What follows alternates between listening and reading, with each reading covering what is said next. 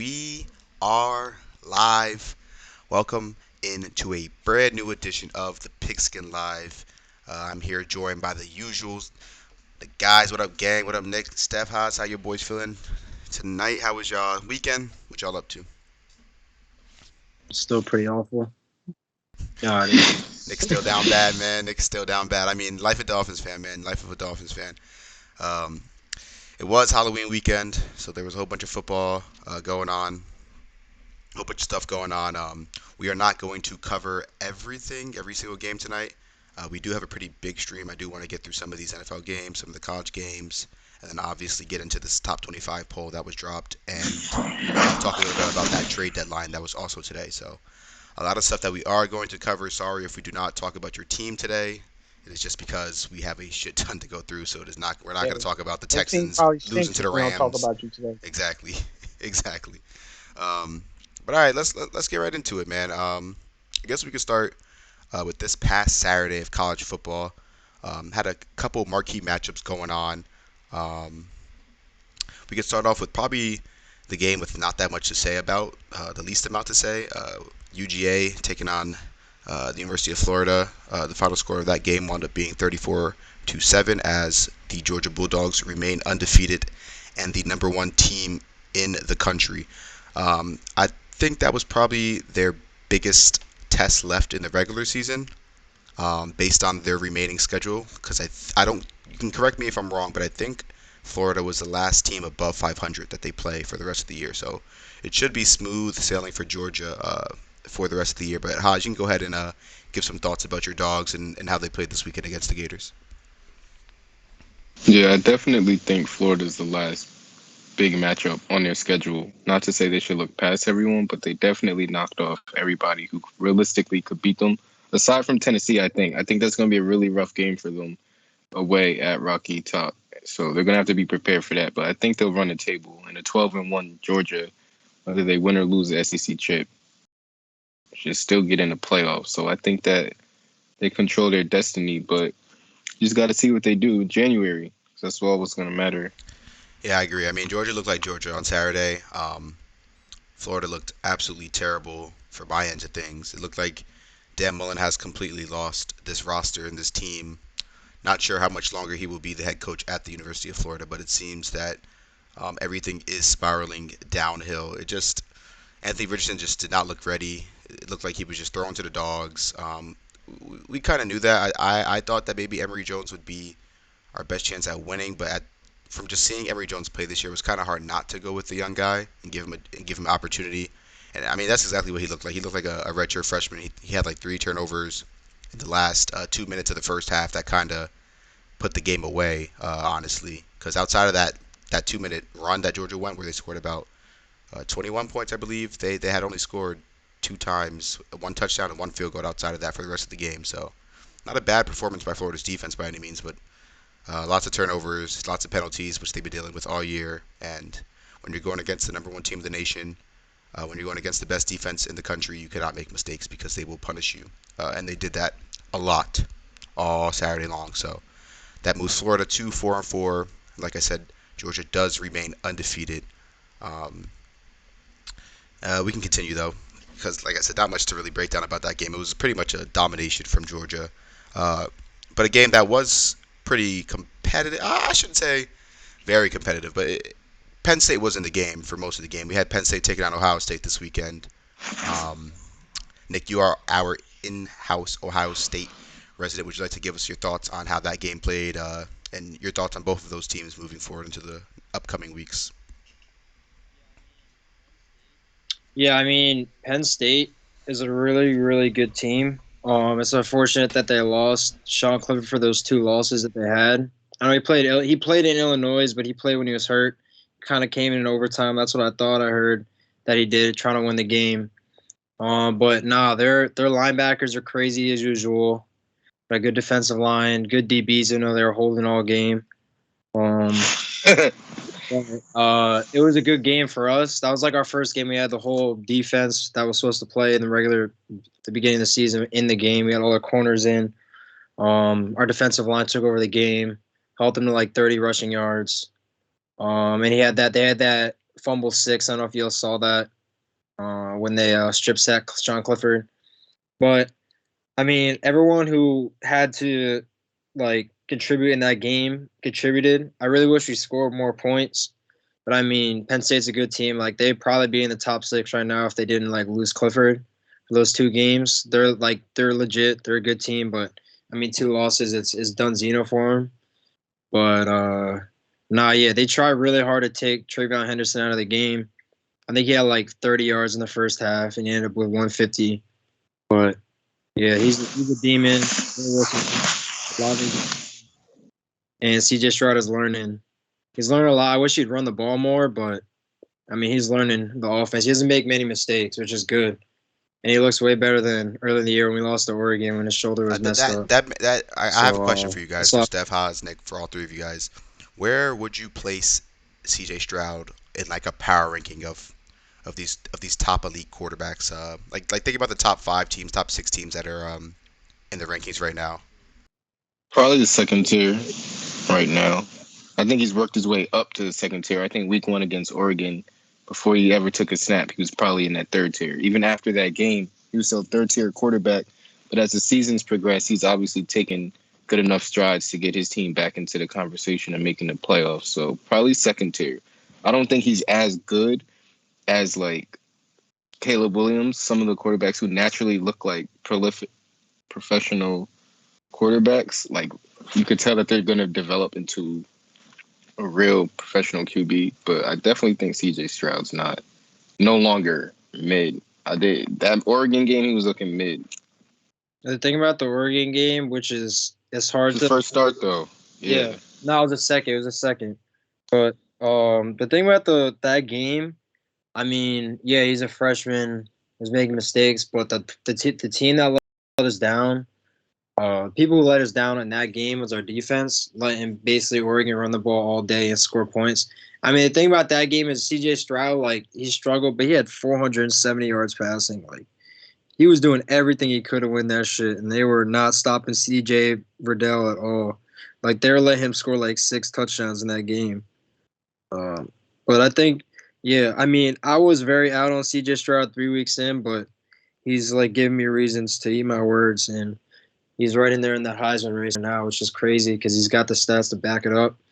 But I definitely think if he goes and blows out like Michigan State and shit, like it's gonna get real crazy for him real fast because he's up there right now. He's on pace to beat or break Mac Jones's QBR record right now. Same, bro. Real Same quick, right now. Steph, before But you answer, if you have one, I want to give a quick shout out to Envy. Thanks for the follow. Um, Stephanie, thoughts? Only a matter of time until Oregon loses to a Pac-12 team. For We already did that. you're not wrong about that, Envy. Trust me, we're gonna talk a lot about that because I have my fair share of takes about why I believe Oregon is in the top 4 currently, but we'll get there. We'll get there. Let's continue on through some of these other college games. I only want to talk about maybe about 2 more. The first being that Michigan versus Michigan State game. We saw Michigan take control pretty early and look like they might dominate Michigan. But Michigan State stood the course, stood in the paint, and they grinded their way back into that game, completing an amazing comeback and defeating their arch rivals, in-state rivals, at home. Steph, Nick Haas, any thoughts on that game from what you saw from those 2 teams? We're seeing Michigan State undefeated at right now. Are they the cream of the crop of the Big Ten? Or do you still think it's like I still think Definitely. Ohio Ohio State? State's better. yeah, I think we could sit there and I could give Kenneth Walker the crown for best running back right now. But the thing about I was telling Steph before the show, a lot of these Big Ten teams then they could win with no quarterback.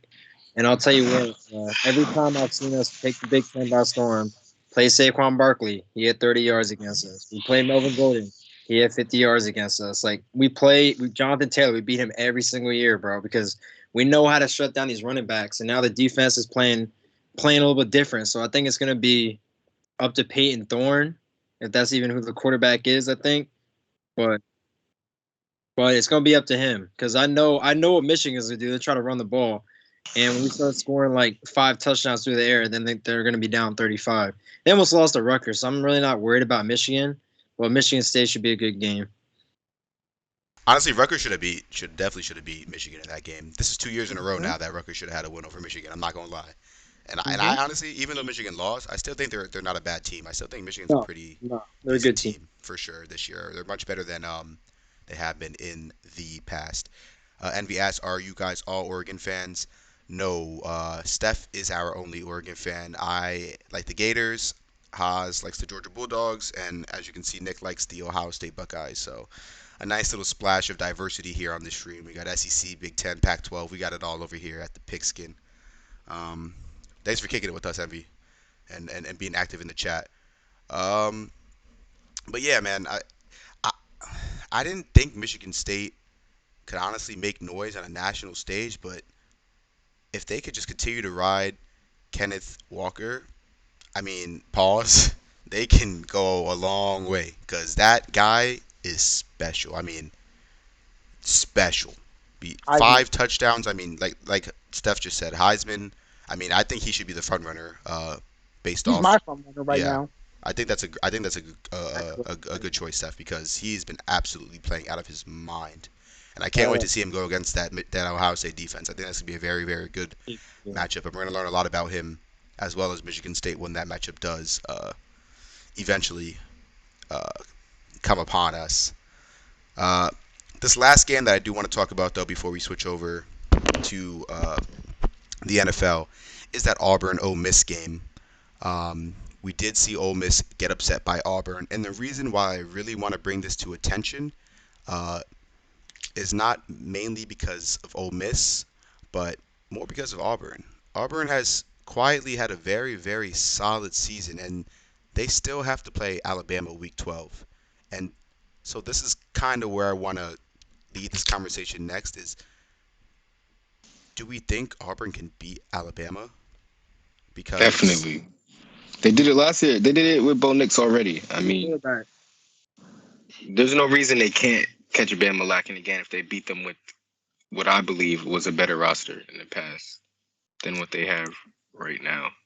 And Bama's going to be on the road playing Auburn again. So that'll be Bryce Young's first time starting in that environment. So it could get ugly. I do think Auburn, though, has a good chance in beating Bama, meaning that they could be playing in that SEC chip. And then you're looking at possibly if they win. I mean, I don't think that they would win. You see how the Georgia game went this year. But if they were to play in the SEC chip and somehow come out with a victory, you could be talking about Auburn in the playoffs. Who they lose to? Auburn lost to Penn State at Penn State, and then they They played lost. State. Yeah, they played Penn State earlier, and then they lost to Georgia. Georgia at home. Yeah. They just played Ole Miss at home, and this brings back to Hassan's point where he said that Bryce might be a little bit rattled. I mean, we just saw a vet. I'm having a brain fart. Um, he got hurt. What's their quarterback's Corral. name? Yeah, we just saw Corral go into Auburn and Ole Miss, a team full of vets, and they struggled a little bit. So people that maybe not have played in such a big environment before. I mean, Bryce Young has went to the swamp and did play against Florida in a pretty hostile environment earlier in the season. So he's definitely ready. But um, I think a rivalry game of that magnitude for sure. So I'm definitely on your side with this one. I don't know if I'll favor Auburn or if I'd bet on Auburn, but kind of like Envy said, Auburn has beaten Bama now 2 times in a row. Bo Nix has beaten Bama already. Um, I think Bama might be a little vulnerable this year. I mean, we're going to talk about them later, and I don't know how the hell they're ranked number 2 in the country right now, but somehow, I mean, that's somehow they are. Do you guys want that's to go to the football's to the poll different. now that we're talking about college football? Or do you guys want to Yeah, go we and talk talk about about? these rankings. All We right, talk about these rankings. let's Yeah, do it. Let's do it. football's a little weird. It's like different because it's not the real ranking. It's what they predict will be the playoff. The playoff. If it's ended today, that'd be the playoff. So it's weird. I don't know why they did so many other like. It's usually just a top six, right? They did like a whole 25. I'm I like, think no, y'all I did. think it always is the top 25. That was weird. Or maybe I just don't pay attention to that. Maybe not. But let's run through these first 15 teams, and then we can kind of deep dive into the top 10. Uh, Coming in at 25, we have Pitt, coming off of a tough loss to Miami last week. I guess the committee still respects them enough because they still do have them here at 25 two losses. We got San Diego State at 24, Fresno State at 23. I think Fresno State actually just gave San Diego State their first loss this past weekend. We got Iowa at 22 and Wisconsin with three losses at 21, right ahead of Iowa. We got Minnesota at 20. Wisconsin stinks. Yeah, I don't know how Minnesota or Wisconsin's ranked, but they both are. NC State is at 19. Kentucky is at 18. Mississippi State is at 17, also with three losses. It's a little weird to me as well. We got Ole Miss at 16, BYU at 15, Texas A&M at 14, Auburn at 13, Baylor, who I think is actually really good this year, at 12, Oklahoma State at 11. And now we are into the top 10. So real quick, um, outside of those few teams I said with three losses, any of those first names shock you? BYU. BYU? BYU sucks, bro. They're like 4-4. They're 7-2 right now. I don't have their schedule in front of me. No, Um, every year they were trying to put them at like in the top 10 early in the year, and they got packed up by like Boise State. they did get packed up by Boise State. You're right, and they lost to Arizona State too, I think. Or did they beat Arizona State? They actually lost that game, They but gotta beat these teams that don't play no one, bro. They gotta chill out with Wake Forest. Oh, we'll get into it. We'll get into it. let's get into it because the top 10. I mean, the top six is all that matters, but I guess Yeah. we could deep dive here into the top 10. We got at 10 Notre Dame. How do we feel about Notre Dame at 10? I mean, if you look at their roster, I mean, I feel like I don't know. It's weird because I don't know if they're accounting for like injuries, like as far as the ranking. Because if they don't have Kyle, it's Kyle Williams, right? Kyle Williams is a safety. Kyle Hamilton. Kyle Hamilton, yo, they don't got him even playing, bro. Like, how are they going to be a top 10 team without that dude? But I mean, do they have like a solid win? Like, who what was their best win? Don't Oh, even know. that's They just beat why UNC. They just beat UNC last week. UNC is trash. Did they beat Indiana? They played Indiana, right? Cincinnati beat them too, so they don't really got one. And I don't on think they deck. have anybody else left on their schedule to kind of make a case. So I Notre think Dame doesn't Mississippi have a State. ranked. Oh, they beat Wisconsin. Wisconsin, that's who it was. I said Indiana, it was Wisconsin, but yeah. So I don't know. I don't know how Notre Dame, how the committee respects that schedule that much. I mean, they've only lost once, so I guess just by default they're Well, pretty high yeah, off that. But it's because everyone below them either has more losses or a weaker schedule.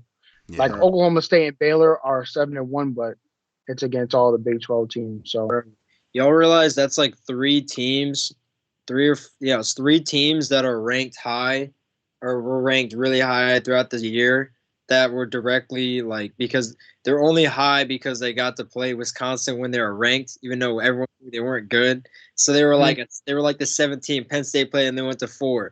Like what is it? Notre Dame played them their ass, but they were like 7, so they went up to like 5. See, like, yo, it's all about the sign. Yo, Georgia, yo, they played Clemson, beat them, won, like all the way up there. Like, yeah, well, we beat Clemson though, and Clemson's not ranked. They're like, well, we beat yeah, Clemson. Clemson stinks.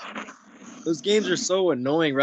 That's what the games that Clemson always got last 3 years. They get to play like Texas, like week 2, when they're like 7 every year, Hmm. and smoke them, and then they go all the way up to 2, and it's locked down. Yeah, Oh, even though Texas finishes 7-5. I know, right? Every year. Envy also in the chat makes a good point saying Notre Dame almost lost to FSU. I know we have to go all the way back to week 1 or week 2 to Hmm. think about that game, but that is true. They did almost lose to Yeah. FSU, so I don't understand how they're a top 10 team. I mean, I guess like Steph said by default, but kind of corny. Kind of corny. I mean, Uh, Oregon's only number 4 at default because of default. So that's true.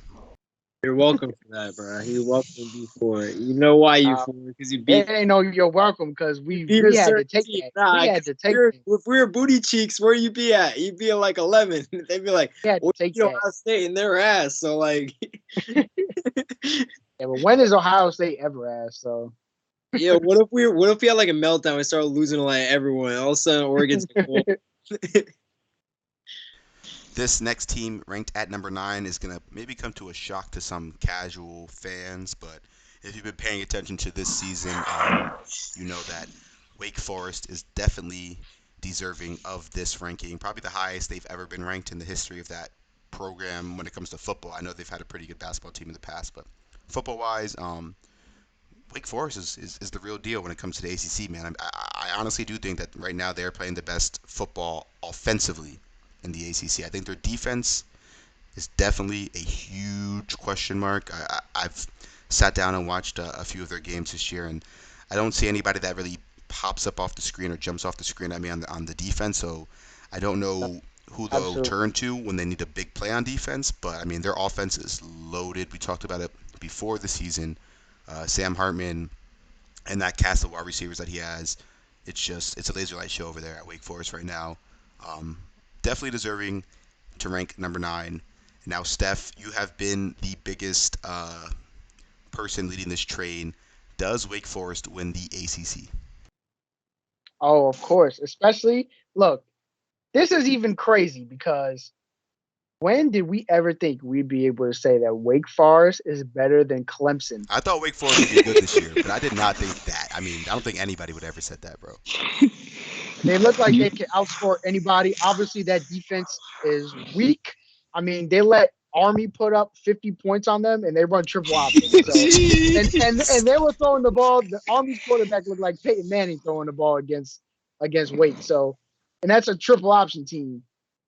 So, but if they can just outscore everybody, I mean, I don't really see them losing another game. I Let's mean, they think can beat to Clemson. win the They can beat ACC, UNC. they're not Yeah, gonna have to it's play easy. Clemson. They're not gonna have to play Clemson. Yeah, yeah. Clemson's not even going to make the ACC They'll championship probably have anyway. to play like Pitt, Pitt, maybe. yeah, and they can beat Pitt. That'll They be a can good beat game, Pitt. though. That'll be a great game. Oh, of course. And my God, Kenny Pickett, um, he'll be hard to beat, but He'll be a Pitt hasn't shootout. That shown. game would probably be a shootout. Definitely be a shootout. Yeah, and if it's a shootout, I think Wake will win because Pitt hasn't shown that they're able to score really quick and fast like Wake is. Yeah, Pitt's been shooting themselves in the foot a couple times this year, and every time they lose. So I would take Pitt. I mean, I would take Wake Forest in a shootout as well over Pitt right now. I agree. Pitt has been a little sloppy these past couple weeks, even though they did just beat Clemson 2 weeks ago. Um, but yeah, man, Wake Forest at number 9, still undefeated. Do we think that they finish undefeated, or do you guys think that they lose 1 game or 2 games? Nick?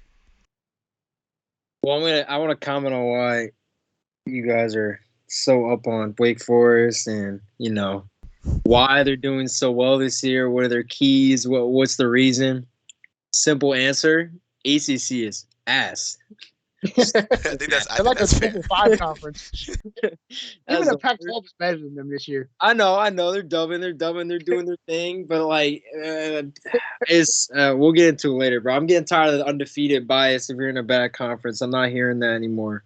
I'm over I, that. I Oh, definitely, I yeah, the definitely, committee's not either because that's why Oklahoma's at number 8. Bro, they'd be in the top 4. They That's got you're right, True. Steph. Cincinnati ahead That's of that's them. true. the playoff poll is unbiased. Let's keep it going. Let's keep it going. At number 8, it was a shock to me. I'm pretty sure it was a shock to pretty much everybody. Although Oklahoma. I'm not mad at it. I'm not mad. I was surprised, but I'm not mad. We have Oklahoma at 8. Um, I think they're 3 in the AP poll right now. If I'm not mistaken, they are also undefeated at 9-0. But the thing about Oklahoma is that if you have been watching the games, you have noticed and seen that they have been struggling mightily with teams that they should maybe have beaten pretty easily this year, like Kansas. Tulane, Kansas, even Texas. Texas is not a bad team, but it took a major comeback for them to even win that game. Has Hmm. not been pretty for Oklahoma, despite the fact that they have still stayed perfect and they are undefeated. So personally, I would give them a little bit of credit because good teams find out ways to win games. But I mean, when it comes to the college football playoff rankings, style points do matter. I don't know if you guys have any thoughts on this Oklahoma team and where they're ranked. Oh yeah. Well, first things first is like Nick said, that nonsense about being undefeated and having a weak schedule is over with. And obviously the committee is feeling like that too, because in the past, even when the college football playoff first started, Oklahoma would probably be in the top 4 just because they're undefeated. And I personally think that if Oklahoma finishes undefeated, that they should be ahead of Cincinnati. And but in these rankings, they got Michigan ahead of Oklahoma still, even though they just lost. Yeah, that's crazy to me. That's absolutely crazy to me. Yeah, that's kind of disrespectful to me. Like that. Same thing with Cincinnati. I mean, we can get when we get to Cincy, we can talk more about it. But I think to beat a team and still be behind them in the playoff rankings is just like it's discouraging because, like you said, Swank, you're gonna need those convincing wins. You can't just win anymore. You have to Yeah. make a statement doing so. At least they got to be a bit. They got to be a high-ranked team. Like if you beat a good team by whatever, like you just beat them, that will count. Like if y'all beat Bama, like no one will care that you didn't beat them by 20 because it's Alabama. But the thing about Oklahoma is, and it's like Steph could attest to this shit. Like you could decide what your schedule is low key. Like if you think your schedule is gonna be weak, like you could hide within your schedule and not play anyone. But if you want to like branch out, and play other teams, and like prove like how good a program you are, you can. Like we're playing Bama in 2 years. We're playing Oregon. We just played Oregon. Like we'll play a bunch of teams because we know you need to play other teams to like get up there and like prove how good your program is. Like Oklahoma likes to hide. They like to hide in their little conference They never and play not good play conference anyone. games. But see, and that's why I don't understand why they would think they can move to the SEC. It makes no sense to me. Like they have never had defense. Rattler is very, very. He was like such a. I'm trying to think. Not even a bust. Like he just like he faked us all out. Like we were like, oh, Oklahoma's gonna be nice. Like he's bad. They have Caleb Williams, thank God. But if they didn't have them, they Yeah, had without that guy, I'm not sure. Oklahoma might be the worst they've been in some years. yeah. Of course, Without that they'd guy. be like Texas. Yep. What I want to add real quick to this conversation about Oklahoma's schedule is they do still have to play Oklahoma State and Baylor, which are ranked 11 and 12 in this poll. So I will let you guys decide if you guys think those are worthy enough opponents. I know I Oh, watched definitely. Oklahoma State a few times this year. Another a basic, typical Big 12 team. Veteran offense, not the best defense. Um, Definitely think Oklahoma will handle them pretty easily, but that Baylor game I think could definitely give us.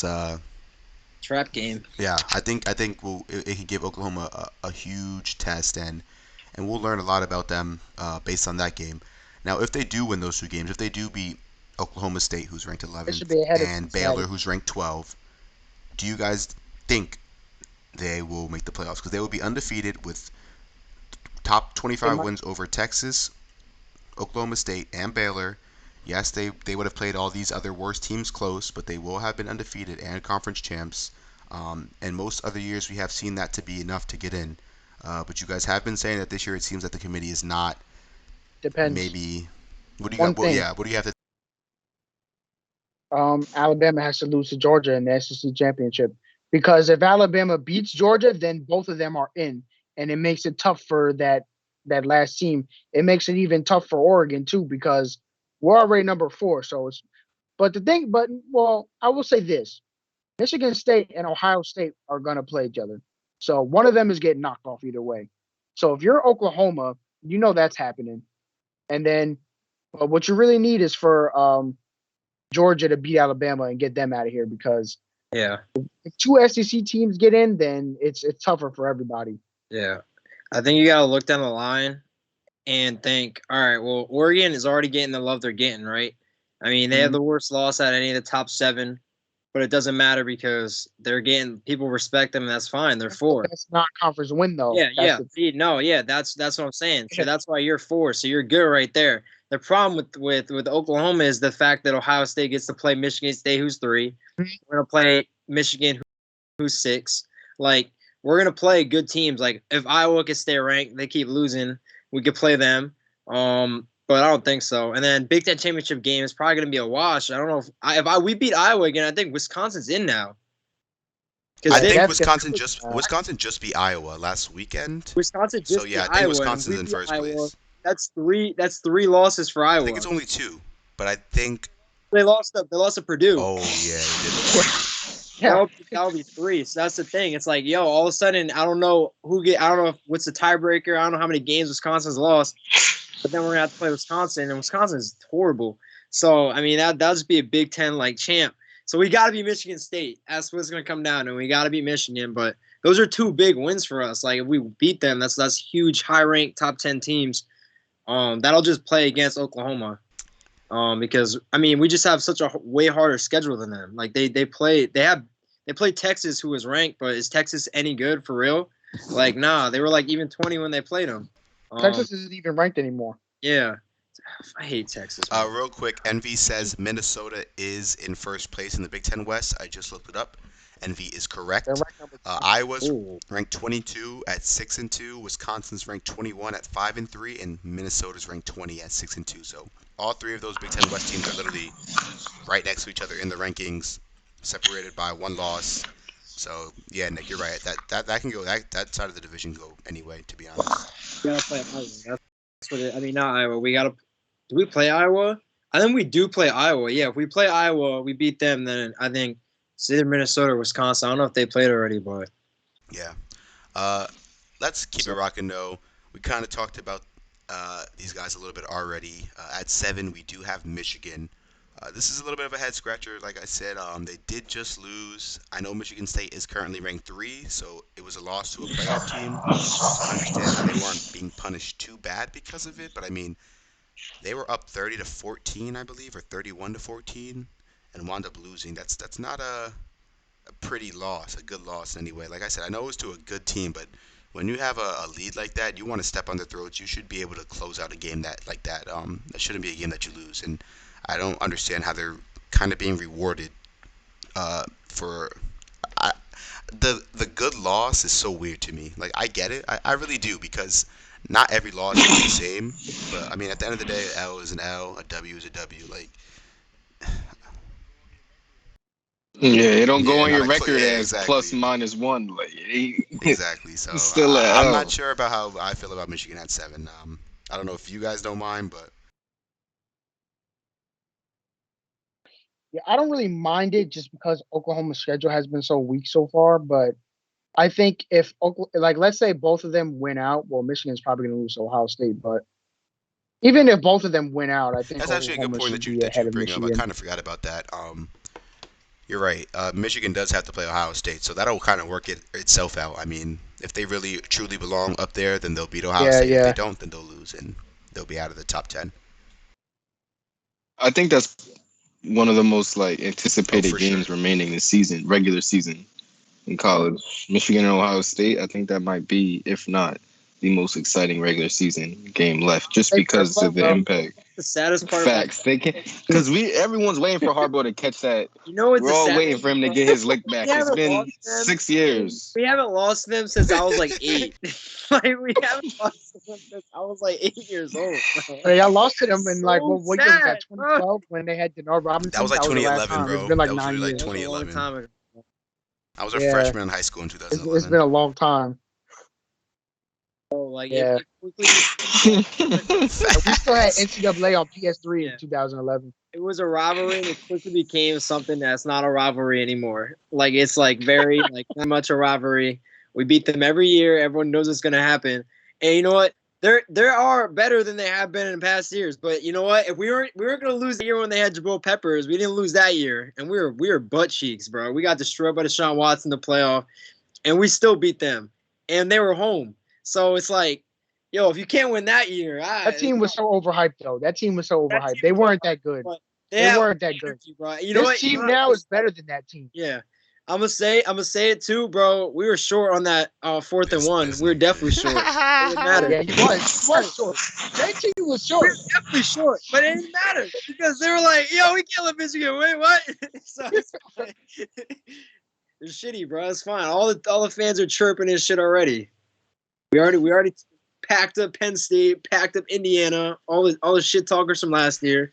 So Indiana. Yeah, someone from Indiana. Someone's getting fired. Yeah, A lot what of people happened to get Indiana, fired bro? this year from Indiana. bro, it's because of their quarterback, bro. I mean, he wasn't benched playing good. him. Penix was playing like Penix, ass. they benched him. Yeah, I know. That's what last year he threw for. He Yeah, threw he it, was put nice up like last year. 500 yards on us, bro. Last year. All right, let's move into this top 6 though. We will start off here at number 1. This is probably one of the most obvious number ones, as close to unanimous as it could probably get. I actually have not. I don't know the last time the gap has been this big between number one and the rest of the field in college football. And it does pain me to say that, but Georgia is the unanimous number one team.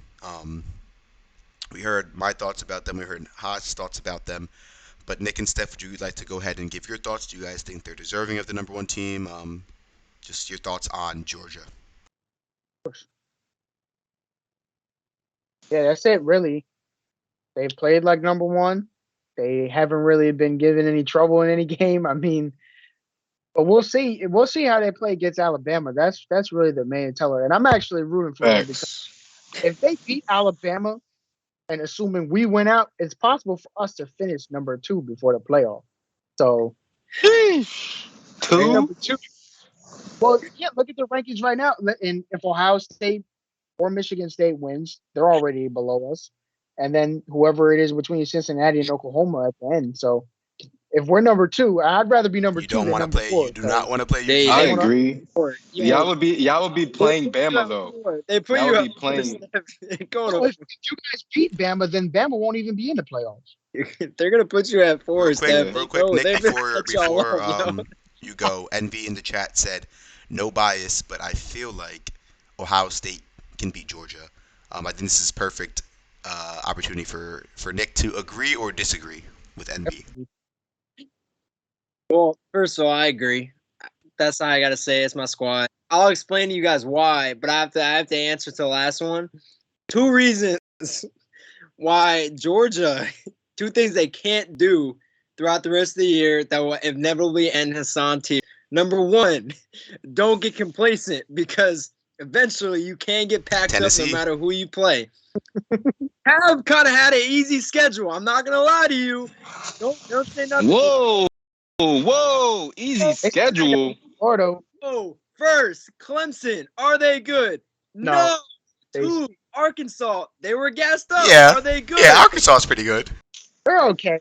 Listen, Bro, if Ohio State had Georgia's schedule, what would y'all record be right now? Be realistic. No way. Y'all would have at least two losses. Y'all would have That at is a least two crazy take. losses. I don't know if they That's would a have two. crazy take. They would have two losses if they had. If they, Who I lost? they think might I think I like So do I. Florida's matchup with Ohio So do I. State. I like Auburn versus Ohio. Bro, and Number two. and you have to think about, okay, Clemson's not good now, but that was the first game of the year. It's not like we had a cupcake week one, then we played Clemson week two. That was the first game of the year, and the last time we played Clemson had to be, I think, 2014 maybe. I think in the exhibition. So it's not like that was a small game. I mean, they spent the whole offseason, the entire summer preparing for that game. No one knew Clemson was going to be trash. I mean, they handled business. They didn't score enough points on offense, but they dominated. I think that Ohio State could have lost that game too. If they lost to Oregon week one, what do you think would happen to Clemson? Not to say Oregon and Clemson are in the same tier, but Clemson still played physical that game. Like, it wasn't a cupcake, bro. All right. Now things would probably be different, but I don't think that. I think Ohio State could give Georgia a run too, just because of their offense. I mean, they got three skill players that could potentially go first round in the NFL. That's incredible. But I just don't know if they can put all those pieces together this year to beat Georgia. I mean, if they do, then I could definitely see it. But I just don't know. I don't think that in your defense, bro. If what's this guy's name? Oregon's running back Verdell, CJ who Verdell. went crazy. Verdell. Yeah, if Verdell went crazy, who Yeah, knows real what quick. Kenneth Walker's Oz. gonna do? That was only year. If you can run on Ohio State, I just can't Earlier imagine years, Georgia losing to that's them. different. That's a different. Well, That's a different Michigan team, State's man. more one-dimensional than Oregon. Yeah, that was a different. Anyway, yo, the It's second not a thing threat I to have to say, passing at all.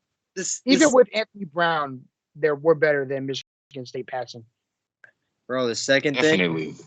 Hassan, y'all better not have Stetson Bennett playing the playoff. Y'all better not have him there, man. Especially against Alabama. I know you guys he's good, but I'm telling you, he will be your downfall. The Listen, mailman's he's not going to Hey, deliver. you, Hassan. hey, I'm not Kirby Smart. You got to tell him that. You acting like I'm sitting up here caping for Stenson Bennett, because I'm definitely not. I told you JT Daniels should be number one overall. They're messing my whole take That's been my take since the offseason. Is going down the toaster right now because Kirby Smart keeps starting Stenson. But I mean, Hey, I don't think he's ready to as go. much as Like we say JT's that, healthy, so as soon as Stenson shows I was his gonna say ass, we'll as see much as we JT. say that, I don't mean to cut you off, Haas. Sorry, but Stenson Bennett really hasn't shown his ass. I mean, I feel like as much as it's crazy to say, like he got better. I mean, the Stenson Bennett that I watched play against Florida last year, and then the Stenson Bennett that I watched play against Florida this year, there was a noticeable improvement. I mean, this guy is still not, in my opinion, an NFL quarterback, but in college football, we've seen guys like Zach Mettenberger, AJ McCarron, and a whole bunch of these other trash ass quarterbacks go and compete for Yeah. national titles and lead elite offenses and elite teams and so far, as much as we like to say Georgia has no offense and Stenson Bennett is this and that, it hasn't mattered yet, and they've played decent competition, and it has not mattered. There has not been a moment where I watch Georgia, I'm like, damn, they need JT. There's been moments where I'm like, maybe JT can make this throw, or maybe JT can do this that Stenson can't. But I mean, he's getting it done. And Envy says Stenson had 52% completion, 52% completion percentage and 2 picks against Florida, and it Yeah, definitely was that his was his worst game. worst But you guys game. I won agree. 34 to Envy, I think seven. that was a game where you say That's like your defense is so good that defense. do you need an offense? And I mean, Yo, you know yeah, what? but you guys are kind of proving that you don't. You don't. It doesn't matter. Yo, Hassan, maybe it's just destiny for y'all to play Alabama in the SEC, and for Stenson Bennett to have a Jalen Hurts moment, and then they bring in JT like Tua and they eat. So maybe it's just poetic justice right there. So y'all could do it for That's if them. they see Bam on the Yeah, and chip. I would I'm say not giving let's use that Bama as no a free segue. ride Let's use to that the as a SEC segue chip. to They talk gotta about the number 2 ranked team in the country at Bama. Haj, you can go over take you could take this over, but kind of a shocker to see them all the way up at 2, right? definitely. I mean, we seen them get into the playoffs with losing their last game of the year, so we know how the committee feels about Alabama. But I can't agree that they're the second best team in the country. I think that was just some. I think their logo was holding weight, even though you don't believe so. But it definitely got them at For number sure. 2 ranking because I just can't see a world where You think they Alabama's could beat number Georgia? 2 this year. Definitely. I mean, Georgia Yeah. hasn't beat Alabama in years, so. But this year, I think that Yeah. Georgia will beat them. I think Bama should and could, but I'm hoping they don't. I just think that defense is the best defense I've ever seen in college so far. It's just fast, like they don't lack at any position on that defense. I think, like you said, they're strong enough to the point where they don't really need a high-powered offense when people can score The over most 17 anybody has points scored on Georgia this max. year is 17's a 13. No lot. one has scored over 13. 13. Like, Yeah, So that's how much do you crazy. think you Ohio think State it's would score? 17, 20 maybe? Bro, we're not like teams y'all played, bro. Listen, I'm telling you that right now. Our line not questionable, bro. Our receivers not questionable. That's You, true. you Your listen, receivers bro. are I'm telling you, we matched up. Your line would get ate up. Your line would get ate up. I promise you. Get ate up. How would it get I ate up, promise you. Have you watched any of the Georgia games this year? bro? Listen, Who's man. blocking Jordan How Davis? many can you possibly blitz on us? For real, real talk. However many they want, because Georgia can play man too. That's yeah. the thing. Georgia It's doesn't not have to like they blitz. got They can some just rush bums at 4, cornerback. unfortunately, and get to Who the on pass the team get to to the guard Garrett pass Wilson? thrower Real talk. Yeah, they can. That's what I'm saying. Georgia only has to rush 4, even 3. and They can still still be rush disruptive in the 3. backfield. Bro. I will say this. I think Ohio State is the I second agree. best I team agree. in By the the way, I country. definitely agree with that too, So Steph. I Everything's think if anybody could beat Georgia, it's Ohio State. And I think by the end of the year, they'll probably end up being They've been number playing the two, best ball. I mean, just because they ever got since to play Ohio State lost to Michigan. Oregon, they've been Yeah, blowing Definitely. everybody they're out. Like playing Ohio State pretty has been well. on a fucking revenge tour Yeah. since they lost to Oregon.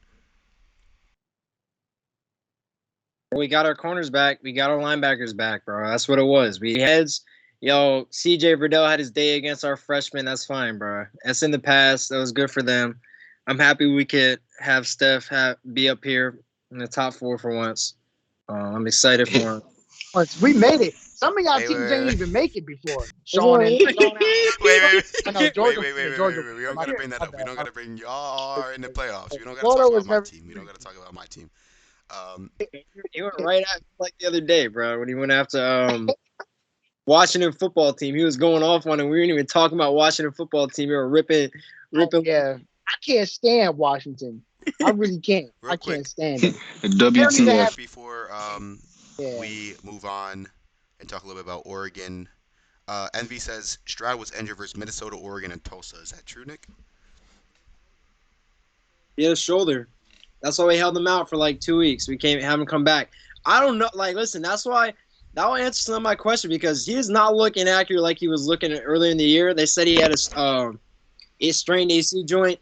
He had it in training camp, but he was trying to play through it and just work through it. I mean, the Oregon game especially probably like really messed it up. I mean, he threw the ball like 50 times. So, but yeah, if you watch any Ohio State games, you could visibly see like his form is different, his accuracy is different. Like he's making good throws. He looks confident when he's throwing the ball because prior to that, people were asking for the backup Okay. to start. Um, So, I real mean, quick before we it's good move for. on from Bama as well, I do want to ask or bring a point. I know a lot of people, including myself, are a little bit surprised they are at 2. But to play a little bit of devil's advocate, they do have wins on the road against Florida. They did beat Ole Miss, and they did beat Miami week 1 when they were also ranked in a neutral site. So they do have wins over 3. Yeah, Just 3 ranked teams. I smoke know right now Miami. Florida and Miami are both unranked. So maybe those the strength of those wins are not as good That Miami now, win but I doesn't mean, you count. kind of can't It don't penalize count. Bama for beating the teams when they were supposed to. Like that's what you're supposed to do, beat the team that's put in front of you. So, Yeah, right? they did I blow them out, I, so I'll give I you could that. see. I don't count Miami as an impressive win, For honestly. sure. Like that's what you're supposed to do. It's like when you play against Vanderbilt, like you better blow them out. Yeah, they were trying to pray for a upset that game, and they beat him by like what 50 points. So Yeah. Alabama looked really good for the first 5 weeks, and recently it's just kind of been like no offense to my boy, even though Mel Kiper was smoking that crack this weekend, he was doing mock drafts and like prospect rankings. He tried to put our fifth receiver that we let go to Bama ahead of Olave and Garrett Wilson. I was like, listen, bro. I know he's getting Who? mad targets out Jamison there in Bama Williams? because they got one receiver named He's elite. He's elite. Jamison Williams. Yeah, they're out here. I know, but they're trying to act like he's the He's number not I one. better mean, than Olave though. he might be. Is he more That's what I was productive this saying. I was year? like, this is He's been. he gets all the That's targets at fair. That's fair. That's a Alabama. good point. Yeah, I mean, if you're the only, it's like how you were talking about Cooper Cup. I'm like, bro, Cooper Cup is not better than like I two dudes disagree, on the but Cowboys. we could bring that. We So could talk he about that for just the gets NFL. he gets I'll cake for Cooper Cup. he gets all bro, he gets every single pass. The You're same right, thing. but in the NFL it's different because you're not playing against 18-year-olds. You're playing against grown-ass men that know you're going to get the ball every play, and he's still being productive. He's getting double teamed. He's getting bracketed. He's still being productive. So I think there is a little bit of a difference, but I hear you. I hear your point, Steph. I do hear Yeah, your how point. many weeks, And bro?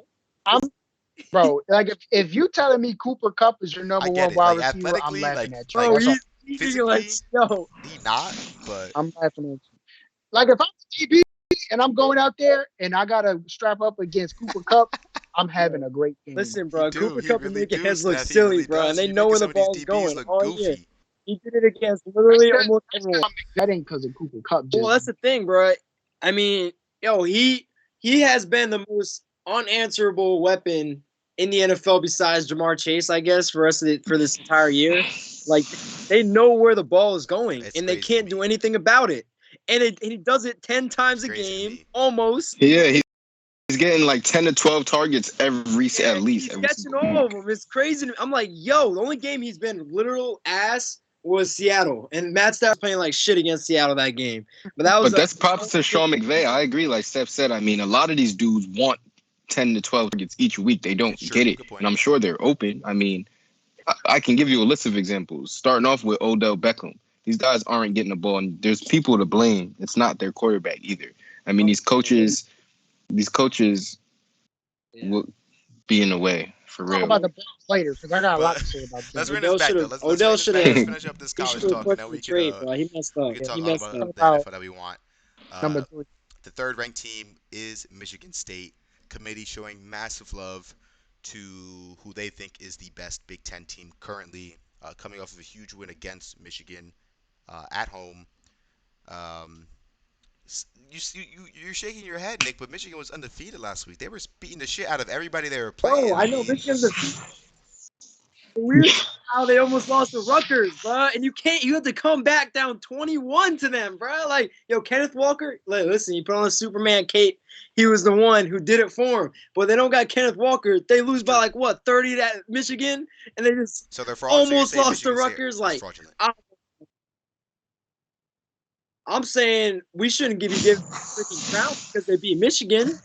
That's like, why don't you just give us the crown? We beat Indiana. And it's like, yo, they're not on the same tier, but it's the same kind of thing. It's like, yo, there's levels, man. There's levels. Like, is Penn State not a better team than Michigan? They ain't play yet, but if y'all had to choose Penn State with Sean Clifford, which I'm one you choosing Michigan with because Dotson? Penn State lost to Illinois.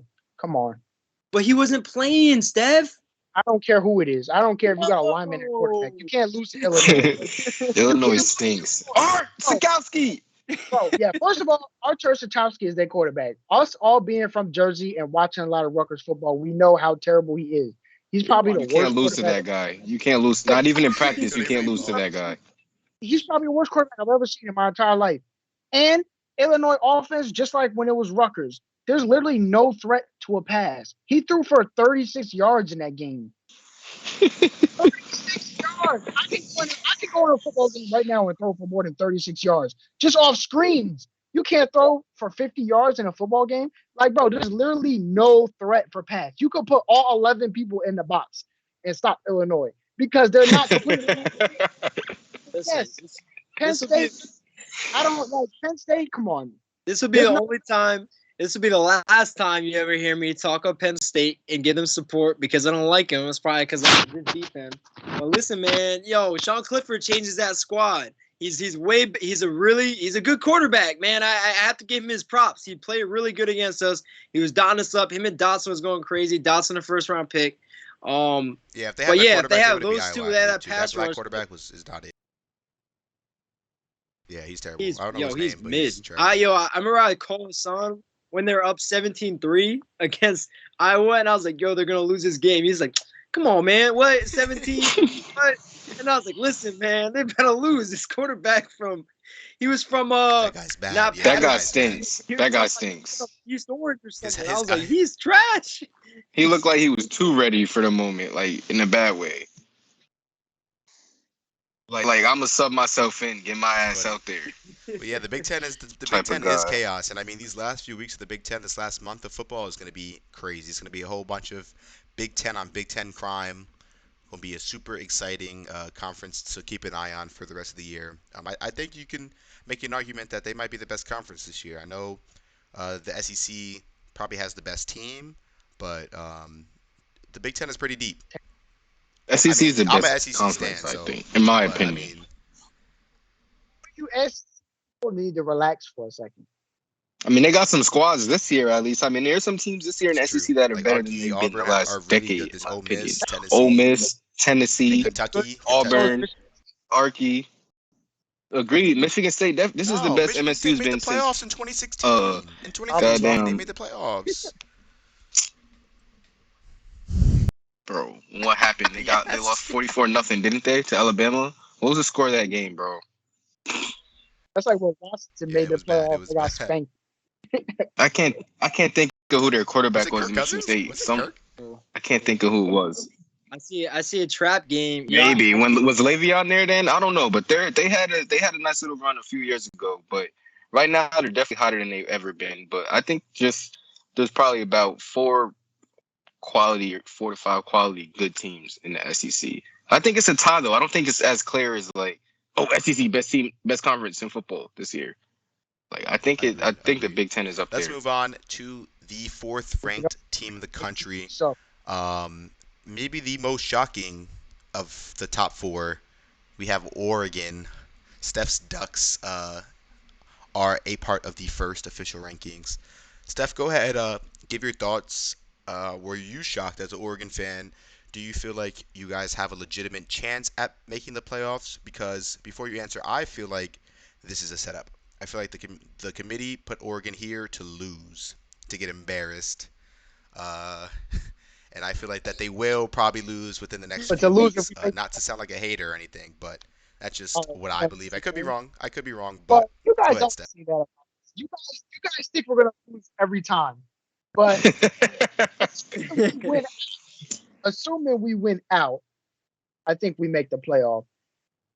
And like I said before, because Ohio State and Michigan State got to play each other, and just to be safe, we need Georgia to beat Alabama. No, yeah, Georgia to beat Alabama too.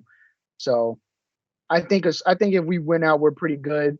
And I was sort of surprised, maybe just a little bit, because I thought that Cincinnati and Oklahoma would get more love, but that win over Yeah, Ohio State really did the it for committee. us. You can see And the committee values that a lot. you can That just tell that the win over. yeah, they value a Power Five schedule. And I think at the end of the year, Oklahoma, if they beat Baylor and Oklahoma State, their chances of getting in will be even higher than Cincinnati's just because of that. I mean, Cincinnati's best win is Notre Dame. Notre Dame barely beat Florida State. I mean, they haven't beat anybody else. They beat, just like we said before, Wisconsin, that they're not very good. And so I think if Oklahoma wins out, even they'll be ahead of Cincinnati.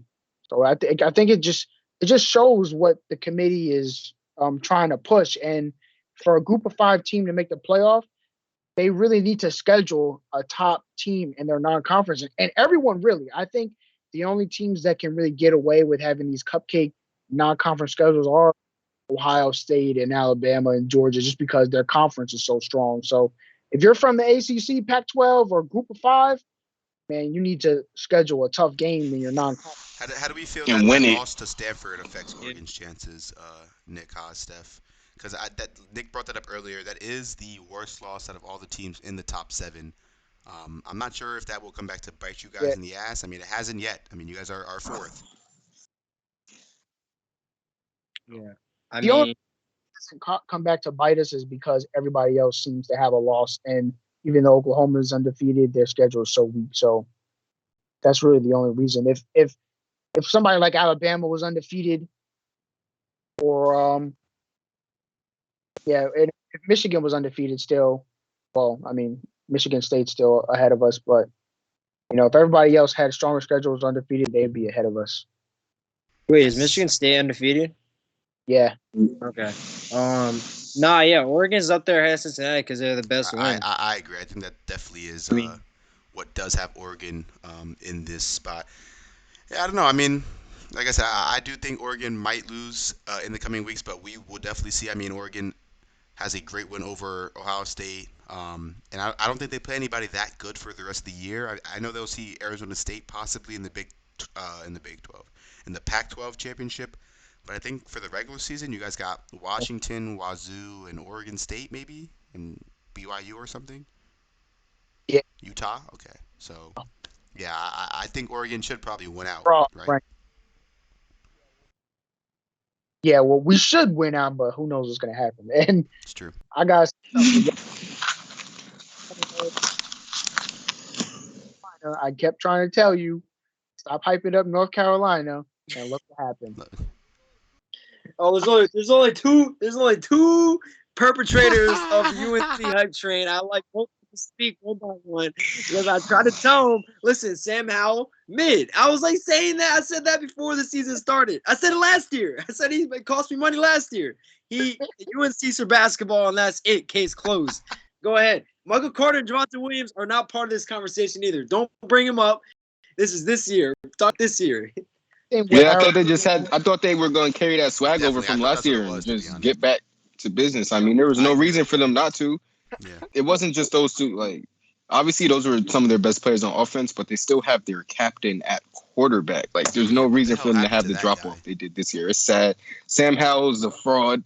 I mean, we got a lot of personnel issues, I guess, That over there as defense too well. is I'm not sure brutal. what's going on in Chapel Hill, but And you guys told me about Look, UCLA and Arizona State is Arizona still State gonna. too. I mean, Talk about Arizona State Arizona, like they're not the yeah, Grim bro. Reaper, man. Yeah, Be they won't careful. come Be get your careful. ass. but here's the thing: we know how the Pac-12 is. Like That's anybody true. is the That's a Grim good Reaper point. in the Pac-12. Like we It's go back. ASU can Definitely. still claim that conference. It's not too late. You guys know what's sad? You know what's sad? In like 4 months, Mel Kiper is gonna be making Sam Howell a lot of money. No way. there, and he's gonna go to the combine and be like, "Look at this guy future throw Dolphin. the ball! Oh my Because god!" Like he's gonna sit there and gas him. because he's tall and Caucasian. No, bro. He picks and chooses who he wants. He's like, "Oh my god, wow, what a crazy what a specimen, what a throw." And I'm like, "Yo, listen, bro, chill out. That Mr. Trubisky shit, bro. Chill I'll out." take Matt Corral in a 1 year gap period for him to recover from that ankle That before ass. Sam Howell fully healthy. Oh, of Got course. Matt Corral going one, don't they? I would be surprised if he went one over. Yeah, I was gonna say Kayvon I thought Thibodeau maybe going him or number Jordan one. Davis or somebody like that. Nah, bro. Brock Nah, Bowers. because you know what? Detroit's gonna take a quarterback. That's what they're saying. Yeah, it depends on who's number one. Number two is Eagles are getting Thibodeau, bro. You know he's coming. He's coming from Dolphins pick. Dolphins pick. No, it's gonna be like Miami via Philadelphia, Kavon, and they're Y'all gonna better win some. Y'all better win some games so the Eagles no, pick nah, we're get not winning worse. shit. Nah, they're getting Thibodeau. Let's move along to the Shit. final team in this rankings that we're going to talk about. We did skip over number 5, but we've been talking about Ohio State pretty much this whole entire episode, so you guys know our thoughts on that team.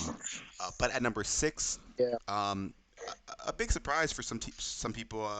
Ranked number 2 in the AP poll, but coming in at number 6 in the college football poll, we have Cincinnati. This is the highest ranked a G5 school has ever been on the official college football playoff poll. So congrats to Cincinnati as they continue to break records and do some amazing stuff over there in the Queen City.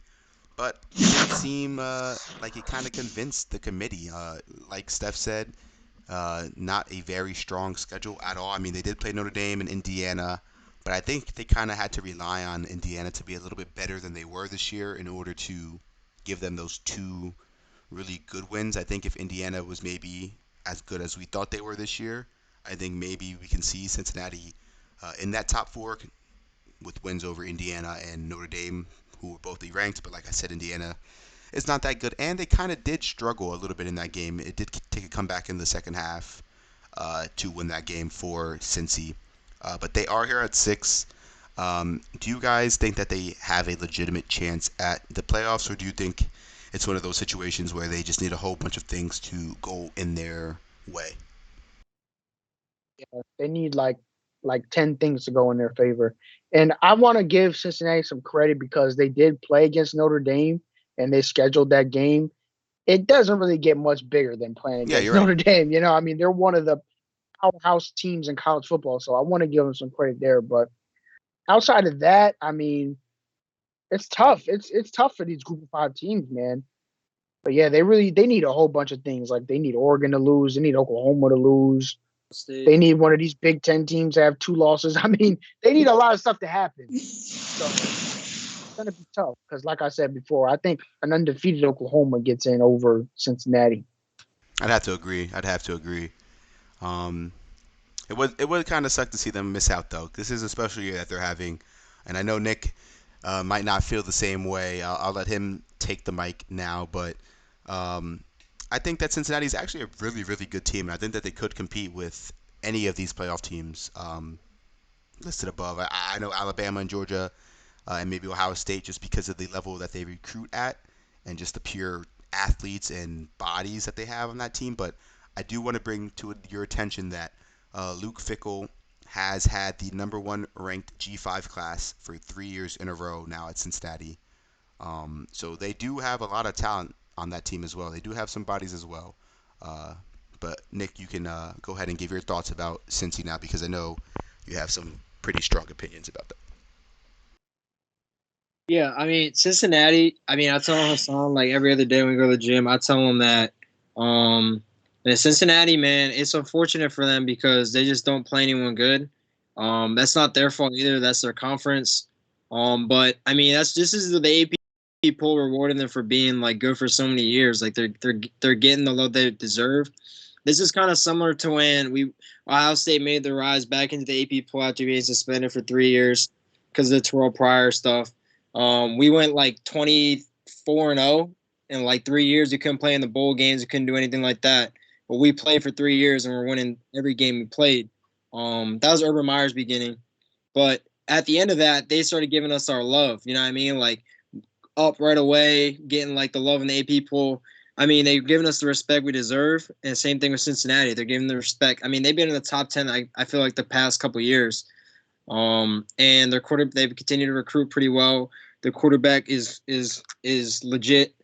But I just fear like when they have to play a real team, it's going to look a lot like when we have to watch Alabama play every 4 seed every year. So that's probably what is the reasoning for why they won't be up there. And they do have the worst wins. I mean, they have better wins than Ohio State right now, as of now, if you consider Penn State worse than Notre Dame. But we have to play more teams. And like I think people looked and saw personnel and thought they lost to Oregon, their one loss, but they just have too much talent to say Yeah, I'm that definitely not mad Cincinnati at could be Cincy being better than ranked. us. I mean, Because Ohio State being ranked over Cincy. I think that's yeah, completely they're fair. good. Me Yeah, too. but that's the thing about Really? I mean, I one's hear you. gonna, I hear you, Haas. I I hear you. Go ahead. guess, but it's about wins Okay. and losses at the end of the day. And obviously competition matters, but I mean, at least right now, bro, these are the first rankings. I mean, I think the committee said a lot with these rankings tonight because it shuffled around like shit. I mean, at least you would have thought the first week Ohio State maybe would have been at 5 behind since at 6.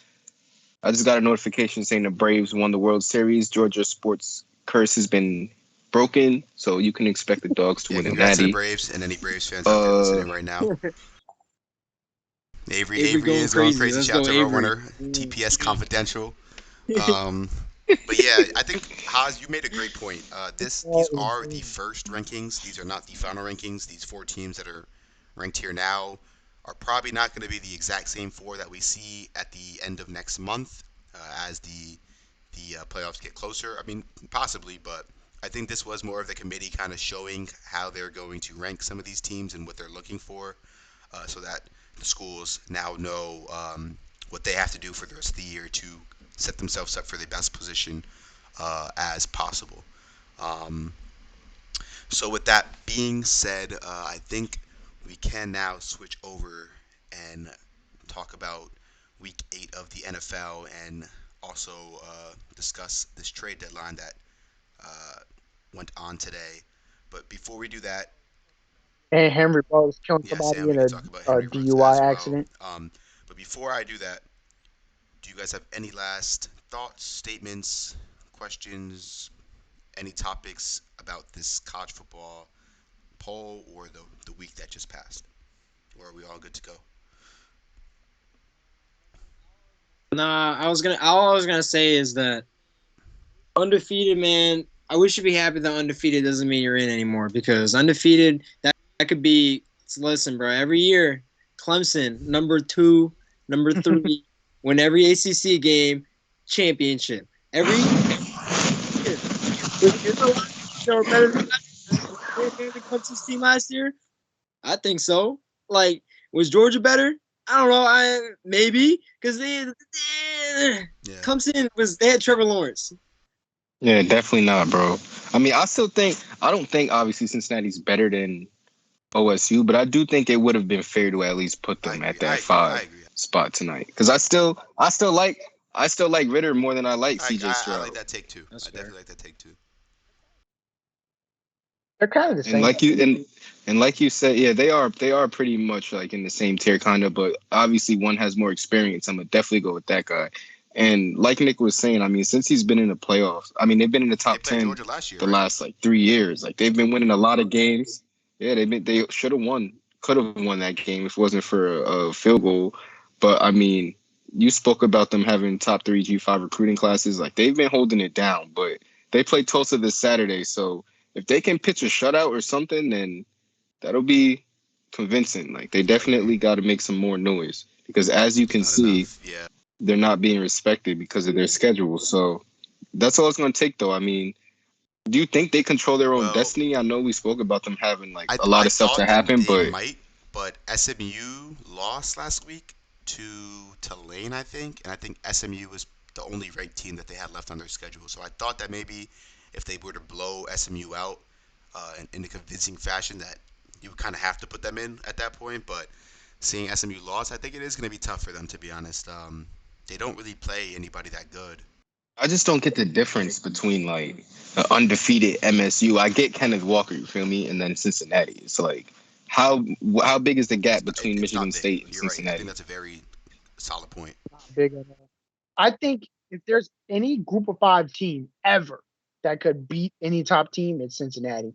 Even those years with Central Florida national championship year, I think this Cincinnati team is better than that team. I think that's a good take. I think it's Yeah, way better than that's a that team, good to be comp. honest. That's a good comp. Although that UCF team did Yeah, play LSU pretty close. Yeah, Hot. They were hard that to beat. offense was special. Yeah, bro. They were hard to beat, bro. They had a Definitely, lot of definitely. chemistry on that team. LSU. Don't even get me started on LSU. All right. Well, with that being said, then let's move on to the NFL. We can start with the bad news.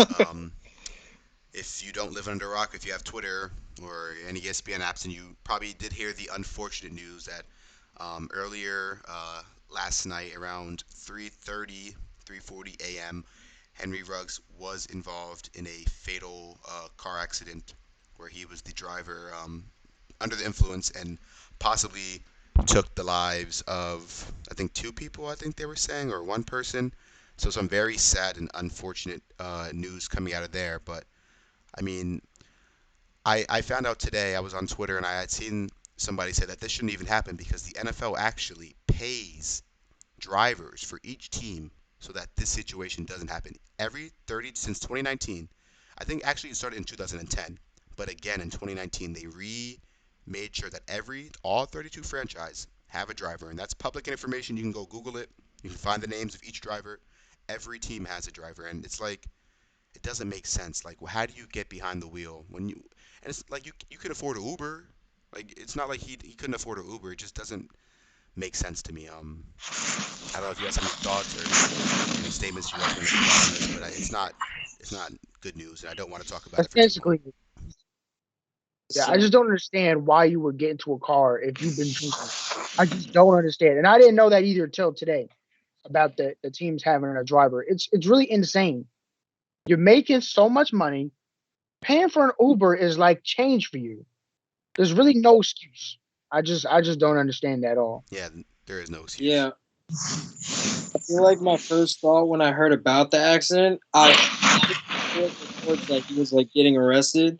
It was damn. I hope Henry Ruggs is okay. Now it's like, yo, Henry Ruggs is like is like a Yeah, scumbag, bro. Like at unfortunately. first, I was really like, damn, I hope this dude's okay, bro. Like he's finally prospering, and now it's like, damn, bro, his life is actually over. So it's like it's crazy how quick like things can make a turn, especially for the sake that he's gonna be like he's a young guy. Like I mean, he made a mistake, but now he's gonna be in jail for like 20 years. Yeah, That's I know. crazy to me. He's I younger than saw all he's of us. 22. I don't know He's how old 22 you years are, old. but yeah, he's younger than Yeah, he's younger than me. I did see that in Nevada the law is a minimum of 2 years and a maximum of 20, I believe. So um, if he did wind up killing people, I'm pretty sure he'll be in jail for a long time. And it sucks, like Nick said. I mean, that kid worked his ass off his whole entire life to get in the position that he is in today and playing in the NFL, And lost it all over all lack of over a lack of discipline. discipline. And I mean, when you're drunk, And it's I kind of hard heard to make sound decisions. But go ahead, House, my fault. no, I mean, the report said that that accident occurred around like 3:45 a.m. Pacific time. In practice, is what they had to report to the facilities around 7 or something. So he was, I'm not What are sure you what doing the guy was even doing on a out Monday that night? You late got practice in the on morning. a Monday. Yeah, Yeah, I that's And mean, Envy insane. brings up the point that That's he says insane. his best friend died in a car accident, and I actually do remember that. I think it was in like 2011 or 2012 when Henry Ruggs was a senior in high school. I remember reading an article about it, and Henry Ruggs would have been in the car accident too, but I think he like overslept or something and wound up not going to wherever he was going, and his best friend died. So to see life come around full circle like that for him, I'm sure mentally he's going through it. I mean, like Nick said, I mean, there's no excuse, and I don't want to give him empathy, but I mean, he's a young kid, and you never want anybody's life to be over like that. So definitely prayers to the family of the victims. Uh, Prayers to Henry Ruggs as well and his family. I mean, I'm sure his mom and his dad and his loved ones are sick to their stomachs over it as well, and that's something that Henry Ruggs is probably gonna have to live with. Not probably, definitely gonna have to live with for the rest of his life, thinking about that day and that night and that decision that he made. So Hopefully, this is a lesson learned, not just for him, but for all of us, for me, and everybody on this call. It's not worth your life. It's not worth somebody else's life. Call an Uber, call a friend, call your mama, call a dad. Just don't drink and drive. Um, but with that now being said and taken care of, we can move on and talk about this past week of NFL action. Like I said, we're not going to go through all of the games, and we did talk about the Cardinals and the Packers game on our last stream. So if you want to get our thoughts about those two teams, go back to our YouTube channel, and you can find that there. Where I do want to start though is we gotta put Haas in the paint. He don't have to be in the paint. Me and Steph talked Take the about it also charge. last week on the show. We said maybe the Bengals aren't as good as they seem to be. I know they had that big win over the Ravens, but we said that division games are sometimes like that, and familiar opponents and stuff can go like that, and maybe that didn't contribute to this loss to the Jets. But I'll let Hassan take the mic now and talk about his Cincinnati Bengals. I mean, they laid an egg. They were leading the Jets by 11 points with 7 minutes to go in the fourth quarter, and leading the Jets by any amount should be enough to win the game. I don't care how much time is left. You're playing the New York Jets without all of their best players aside from Mosley, but it looks like their best player is Mike White, the real Michael Jordan. Um, he was hooping, and Cincinnati stayed in zone all game, thinking that Mike White would bite the hand that feeds him and like take a shot downfield. They thought that they could like trick him, but instead he just took what was given to him all game long. Kept throwing the ball underneath in the flats, checking it down, handed it off to Michael Carter, killed them slowly, and they got a turnover late in the game, a tip ball that resulted in a pick from Joe Burrow, and they just played fearless. I mean, Cincinnati. I've seen Cincinnati play those games. Like they've been that 1-8 or 0-6 team that still has a lot of heart and a lot of fight, and their sole purpose every Sunday is to ruin somebody's week Yeah, or possibly season. yeah. And the Bengals were a victim to that on Sunday. Would you blame the coaching staff or the players? Like, do you think Hell it yeah. was just they I'm were gonna blame Zach unprepared? Taylor for everything, bro. I'm gonna blame him for everything every single week. There's no reason you shouldn't be putting up at least 35 points every week with that offense. You shouldn't be struggling. It's not hard. It's not difficult. I don't care. That's his job. I don't care how many hours those coaches spend on a game plan every single week. There's no excuse to not be able to come out and dominate the Jets. There's no excuse. Yeah, I agree. On paper, it definitely seemed like an unbalanced matchup. But when if you turn on the film, like you said, Haas, the Jets play with a lot of heart. They play very hard. Yep. They have a first-year head coach that they seem to adore and love over there in Jersey and in New York. They play very hard for that guy. And that defense, I know Mac Jones did just put up 50 points a few weeks ago on that defense, but it has actually been Division team. pretty solid. It has, yeah, like you said, division team. But the Jets defense has been pretty solid. So I'm not surprised that they did find some success. I mean, you guys still did score 31 points, which usually isn't the best defensive performance, but I mean, they got enough stops to get the win. So shout out to the Jets, and they did it without their starting quarterback as well. So big win for the Definitely. Jets. Um, You how do could you? also, I mean, I seen the dude live. I'm not gonna make any crazy takes, but you could make the debate that Zach Wilson could have lost his job because Yeah, I think that the game plan they had for Mike White would have been good for Zach Wilson, would have been good for Baker Mayfield. Like the game plan, the zone they wanted to play all game wasn't a terrible idea if they were playing somebody who was willing to be greedy and take those shots so they could capitalize. But Mike White, bro, he got that. I Yeah. don't know, man. He got some type of swag to him. He was definitely hooping. I mean, I was even watching before we played him. I was even watching some of his highlights at Western Kentucky. I'm like, this kid kind of like even last week when he was plugged in, 2 weeks ago when he was plugged in, like he he was played well. making plays. So Yeah, he we'll see did. what the He did Jets do pretty good. next week. If they win somehow, There might be a controversy. That's not a bad take, Haas. I don't mind that take. Nick, I was gonna I mean, ask I know. you. Listen, I know that was the second round. I know that was their second pick.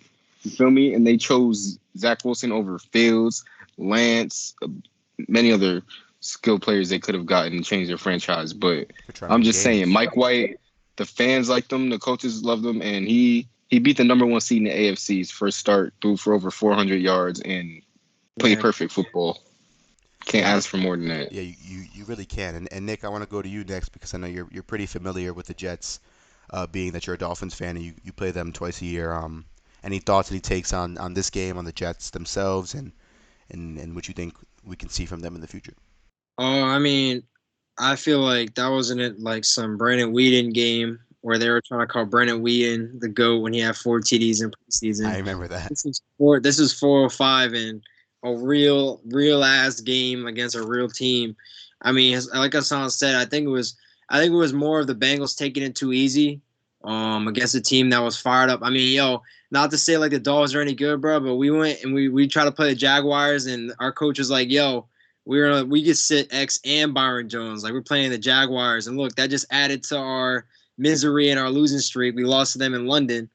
So bro, you can't mess with some of these teams, man. Especially when they got new coaches, new players. It's a new culture. Like you're not playing the old Jets anymore.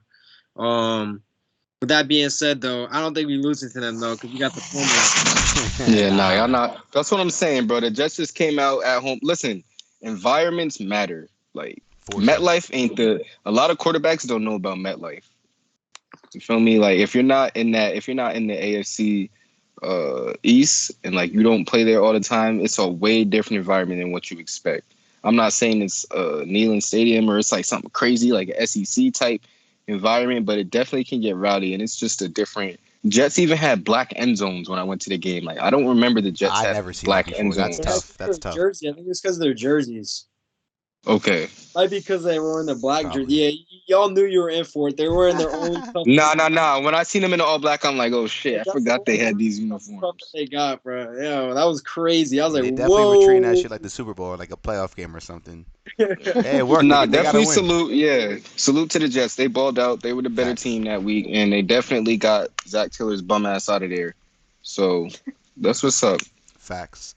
Uh, moving along through these games and these scores from last week, we had the Titans and the Colts play a very, very competitive AFC South game, where the Titans did come out on top 34 to 31 in overtime.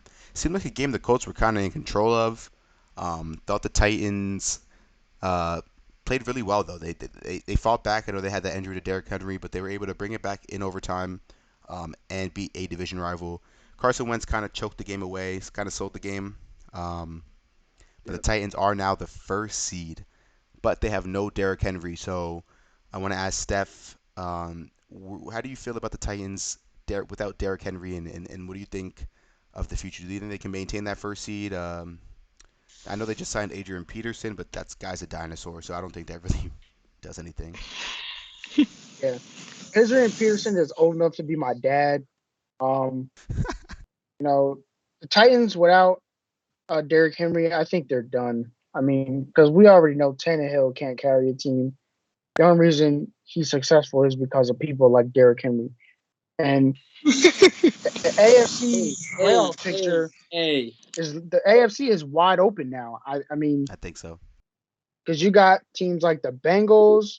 The Chiefs have a losing record. Well, what are they? 4-4. They won last night, Um, so yeah. So the Chiefs are down there. I mean, the Browns are still in it, even though they look terrible. Yeah, the Ravens, Ravens, Chargers. even your Chargers. Steelers. I mean, yeah, Chargers are Chargers. dumb. So it's really wide open in the AFC right now. It's kind of crazy. And the Titans being number one, I don't think that'll last. Nick, do you have any thoughts on the Titans and their win?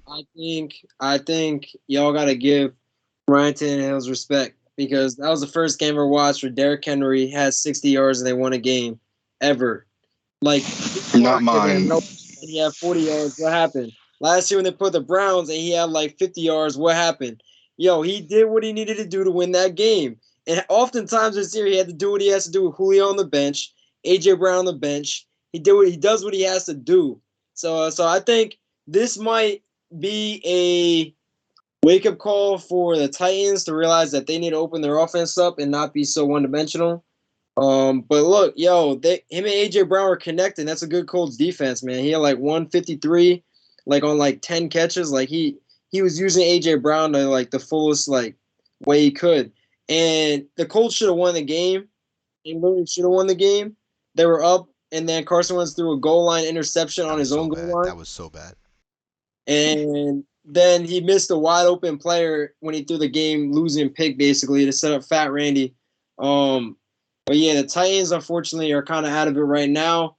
To further notice, if there was one person I would think would come back early from an injury, is probably Derrick Henry. For My sure. bet right now is 5 to 6 weeks because They said 6 to 10. they said 6 to 10. Yo, this man's coming back. Yo, he came back in the game with that broken foot, and he don't care. He does not care, man.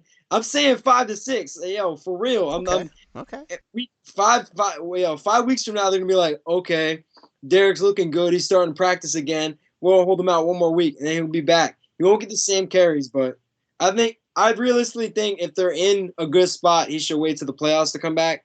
But hey man, don't count him out. They got weapons. If Julio can figure out how Julio, to stay AJ Brown. yeah, if he can figure out how to stay on the field, it could be still an issue. And that defense has been playing a little bit better too. They've been forcing some turnovers. Their pass rush has finally started to come alive a little bit. So yeah, they did lose Derrick Henry, but maybe Nick's right. Maybe they can figure out other ways to win games. I mean, they did it in this one. And I want to talk a little bit about the Colts as well. The Colts were, I think, on a 3-game win streak before they lost yesterday or on Sunday. I think the Colts are kind of a live by Carson, die by Carson kind of team. I do think their defense is obviously super talented. They obviously have good weapons around Carson Wentz as well, but I think this team will only go as far as he takes them. It's a quarterback-driven league, in my opinion, and we saw firsthand on Sunday how if you aren't at the top of your game, you will lose. Because, like Nick said, I don't know how the Colts lost that game. They should have won that game. I didn't watch the full complete game, but just flipping the channel and keeping an eye on it, and just it did not look like they were supposed to lose that game, and they did. So, Colts got a little bit of soul searching to do going into these next few weeks. Got some stuff to figure out. We're not going to talk about the Rams and the Texans playing because the Rams wound up blowing them out. Although Wait, Texans, you saw what happened though? yeah, the You saw Texans scored 20 what happened points. bro. 16.5 was the line. They were winning 38-0 with 7 minutes to go. And And the scored Texans 22 points. scored 21 unanswered. They went for two and destroyed the line. Yeah, and got it. And everyone, all the bettors who bet Rams spread lost. 16.5. Makes me think that the NFL really is rigged sometimes, bro. Because Conspiracy. You think? That's why. You think? That's why y'all gotta stop this sports betting. I gotta Yep. stop this betting. Everybody need to stop betting facts. and just I watch the don't. game. Like me, y'all be Yeah. losing a lot of money too. Y'all be betting some bull. Y'all be losing. My man Kobe, you should have seen him on Sunday night or Yesterday? yesterday. Oh yeah. He was down bad I be Monday seeing his stories. All he do is post about him losing money. I need to have a talk with him. Stop doing all that betting. That's why you broke. um, but yeah, the Rams did win that one pretty easily. Although there is one, we'll talk about that in a little bit because there are some news points to talk about the Rams. But I guess we could talk about that once we go over the deadline because the Rams did make some noise. But the next game that we can get into is the Steelers versus the Browns. The Steelers traveled to First Energy Stadium to take on their division rivals and were able to grit out a win. A very, very ugly win, but kind of impressive, to be honest. Nick Chubb was held to under 70 yards rushing. I think the Browns were held under to a less than 100 yards total rushing. Ernest Johnson was the only one to score for the Browns all game. They did. I think Odell only had one catch. Jarvis Landry had about 2 or 3 drops that are usually not what Jarvis Landry does, but it seemed like he was kind of bothered by the Steelers secondary and what they were doing. Baker Mayfield played well statistically, but I mean, watching the game, he didn't do enough to help them win the game. On third downs, he was missing some throws that they needed. Um, he wasn't really a factor with his legs at all, outside of one play towards the end of the game that I thought kind of got the Browns back into it, but the Steelers were able to kind of weather the storm and force the fumble from Jarvis Landry a few plays later. But yeah, kind of disappointing performance from the Browns. I thought they would be a lot better than that. I know we talked about well, I talked about specifically how at the end of the year I didn't expect them to win the division, but I mean I thought the Browns would still be a pretty competitive team. But that offense has a lot of question marks. I mean, 10 points. I know it's the Steelers defense. I know the Steelers defense is maybe a top three to top five unit in the league, but 10 points is kind of pathetic when you have Nick Chubb, that great offensive line, Odell, Jarvis, David Njoku, their other tight end, Austin Hooper, all those guys. But that just goes to show, man, the Steelers after starting 1-3 have grinded their way back to 4-3, above 500. They're on a nice little three-game win streak with some solid wins in there. Um, Big Ben, he kind of played average. I think the reason they won that game is because they got Najee going. I think the Steelers' offensive line has been a Damn. huge liability all year long, and they've slowly started to get their footing under them and are and when you open these holes up, Najee's going to go through them. I mean, Najee has been putting up absurd numbers without an O line, so imagine what he's going to do when we get continued good offensive line play. So I hope that does continue for the Steelers and their offensive line. As for the defense, like I said, when talking about the Browns, great performance. Only held the Browns to 10 points. Shut Nick Chubb down. Cam Hayward is an animal. He's Who's he's he from playing better than again? T.J. Watt What right school now. you go to again? Huh? What school you go to? Ohio State. Anyways, Cam Hayward is having Oh, maybe his best season of his career right now. He is so disruptive on that D line. Him along with T.J. Watt, just absolute menaces in that front Big Ten, seven. sir. Um, Yeah. so yeah, big win for the Steelers. Puts the Browns into last place.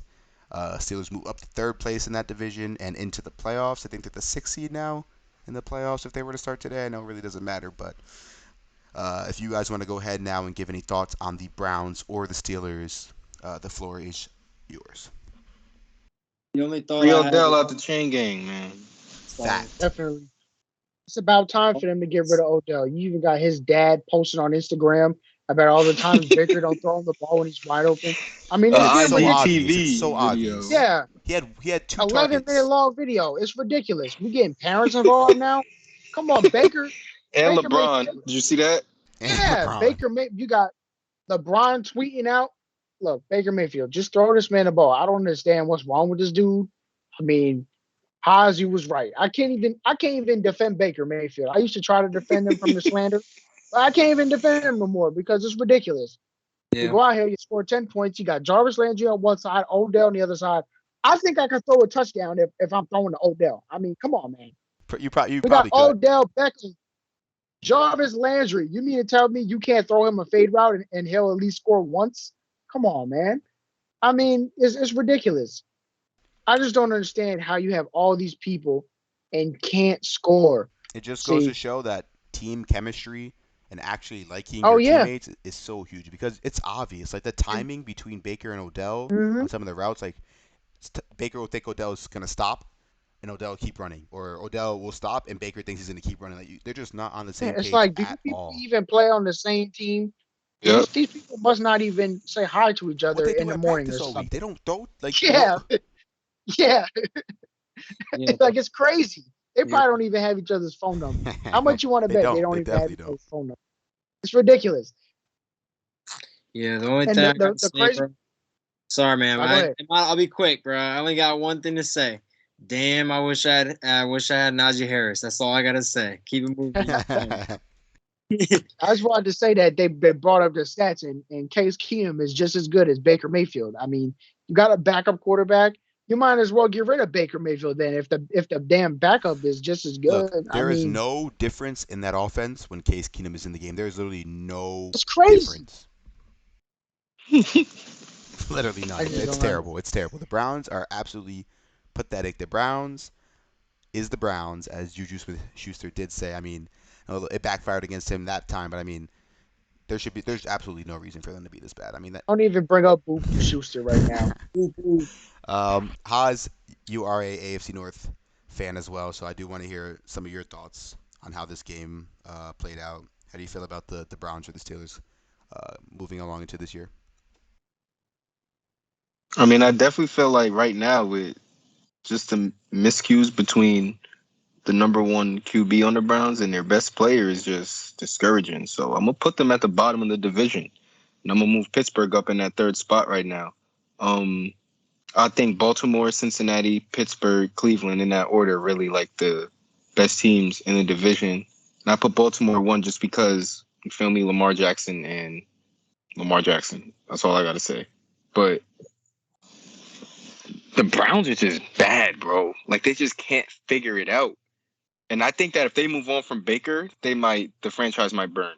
Like they can't have another quarterback within the next 3 years. They gotta Deshaun And ride with who are that they guy. gonna They get? I gotta mean, these re-sign next him. quarterback classes are kind Watson, of suspect too, right? Watson. They're gonna get Watson. Y'all forgetting about the one person they could get is Watson. They're Yo, not trading Bro. for. why not? Why? Because Baker, they got Baker. Yeah, why not? I mean, Nick, you make it. It's gonna cost them the same amount of money. You don't make a bad point. I mean, I could see him going there, but Brown's ah. Twitter wants him. Brown's Twitter literally wants Watson. They But talk so about it does every literally day. every NFL team's Twitter, except for like Yeah. Uh, 5 teams, like the Steelers' Yeah, I Twitters. mean, except for yes, Steelers, Cowboys. yes. Cowboys, no. Bengals, no. There's like There's five like five, teams. 6 teams. I mean, Deshaun Watson is a top 5 quarterback, so there's not that many teams that you know what I mean. I mean, some guys are probably happy with their young guys, but I mean, you're right. You're right. Deshaun Watson in Cleveland would definitely be interesting. I mean, anywhere Deshaun Watson goes is probably going to be an instant contender. Um, You're assuming he's gonna be able to if play he's again. if he's not guilty, obviously. Obviously, we all have to see how But that legal situation that plays guy out. might not Yeah, never that guy might be throwing the Henry Ruggs backyard in Yo, Yo, I can uh tell y'all confinement. yo. yard that too. that that the Dolphins owner will waste all of his billions of dollars in order to make this shit go away because he's already tried to do it today and it didn't work. So now he's got like 6 months to do it. It's gonna happen, bro. Like literally, like I've never seen someone like I sat there and I was like, all right, there's gotta be smoke and rumors. I've never seen such bad rumors be true before. Like he literally like it's like all that smoke. The deal's done. And you find out, oh, he's sitting there and he was trying to he talked to Deshaun Watson last night. Literally conversed with him. And then he went and we talked to the lawyer and said, "Can this be over soon?" Like blah blah blah blah blah blah. Blah. It's like, bro, you crazy? We're in week 9. He is. They are crazy, and I mean, we're gonna talk a lot about that, or once we get to this deadline. So let's get through the rest of these games real quick. The Eagles blew up the Lions 44-6. Nothing really to say about that game, but that the Lions are definitely the worst team in the NFL. Thought maybe the Dolphins were worse than the Lions for a second, but nope, hell Dolphins are no, worse. absolutely not. The 49. I don't know about that, bro. No, Thank you. The bro. Dolphins, bro. The Dolphins are injured and bad, so that's a back. Like at least Detroit's healthy and ass. You feel me? Okay, The Dolphins are injured but and the bad, Eagles so are like three and why was five, bro. It wasn't like they lost to a good team. They got blown out by the Eagles. Do you think the Dolphins are getting blown out by the Eagles 44-6? No, and the Dolphins are better just because their coach didn't cry after a Oh game. my yeah, god. that's the thing. Dan Campbell, bro. Yeah, let's go with that I guy. don't know. I feel like And where I is don't he know. from? And where is he I don't know. from? Where did he go prior to where he's at right now? The Dolphins. Nah, Whoa, big shocker. Like, where did he not come from? shocked at Where all. was he a head coach in interim? Yeah. Uh, we also had the 49ers taking on the Bears. They won that game 33-22. Not a lot to talk about in that game either. Besides the fact that Justin Fields continues to grow, I think that might have been his best game yet. I know he had over 100 rushing yards. He threw the ball decently well too. Wasn't enough to win, but it is nice to see Fields continue to get better because he did have a very rough few first starts over there in Chicago. The Panthers beat the Falcons 19-13 in that divisional matchup. And in another divisional matchup, we have the Dolphins losing to the Bills 26-11. Not much to talk about there, but Nick is a Dolphins fan, so we will give him his. We'll give you the floor now, Nick, if you would like to talk a little bit about that game and the Bills as well, because the Bills are maybe the best team in the AFC, maybe not, but one of the better teams. Go ahead and you can get into that. So Bills basically gave us a free pass to beat them this weekend, and we didn't accept it. They let us come into their house. We stopped them 3 straight drives, and they kept giving us opportunities to score, and we kept blowing it. We start out by missing a field goal. We finally went down and kicked a field goal. Then it's 3-3, and then the red zone. We stop them. They get a field goal. And then at halftime, Josh Allen tries to be Josh Allen, thinking we're like actually the Detroit Lions or whatever, and tries to go for it on fourth down. Tries to get a call that he didn't get, even though he was at home on all sides. Fourth down, he was like screaming at the ref, whatever, right? So now we're on the 20. We're like 20 or like 40 seconds left in the half. We get points and get ball at halftime and really get a lead on them. And what do? We don't know where to line up. So no one knows where to line up. So we got to call timeout. We come out of timeout, and when we have people going back and forth on motion, and one of the dudes motioning gets hit by the snap on a shotgun. What happens? A fumble, and the Bills get the ball. So, bro, like, there's not much I can say about that game. The Bills wanted to lose. They literally wanted to lose that game, and we wouldn't accept their loss. And we needed one stop from Xavier Howard. He got cooked. But yeah. By who? It was Diggs. Diggs got him. Oh, that's not bad. Could have been Isaiah McKenzie. The only person who fucking beat us in that game was Cole Beasley. No one was guarding him. They left him wide open in the middle of the field every third down. So that's what happens, bro. Like, yo, y'all don't want to win. You're not gonna win the game. And the worst part about it is we actually had a chance to win the game because it was 17 to like it was like 17. We have 3. We had no chance. So then Tua comes down, 4th and 15, 40-yard completion. I was like, damn, bro. Gets down the field, scores in like 30 seconds. I was like, all right, maybe we can win this game. And we let them drive all the way down the field. We had him at 3rd and long. Let him score a touchdown.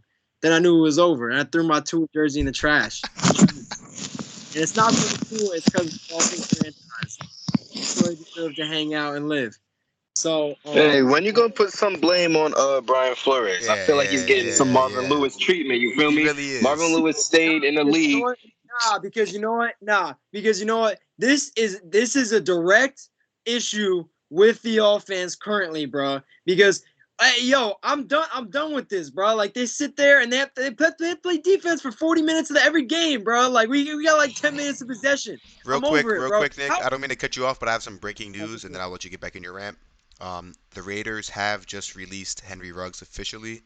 So when you're released from a team, that usually means that the charges and the legal process there's going to be some stuff going on. So just wanted to point that out really quick. But sorry, Nick, go ahead. The thing I have to blame Brian Flores for, because it is partially his fault, man, because he's making decisions.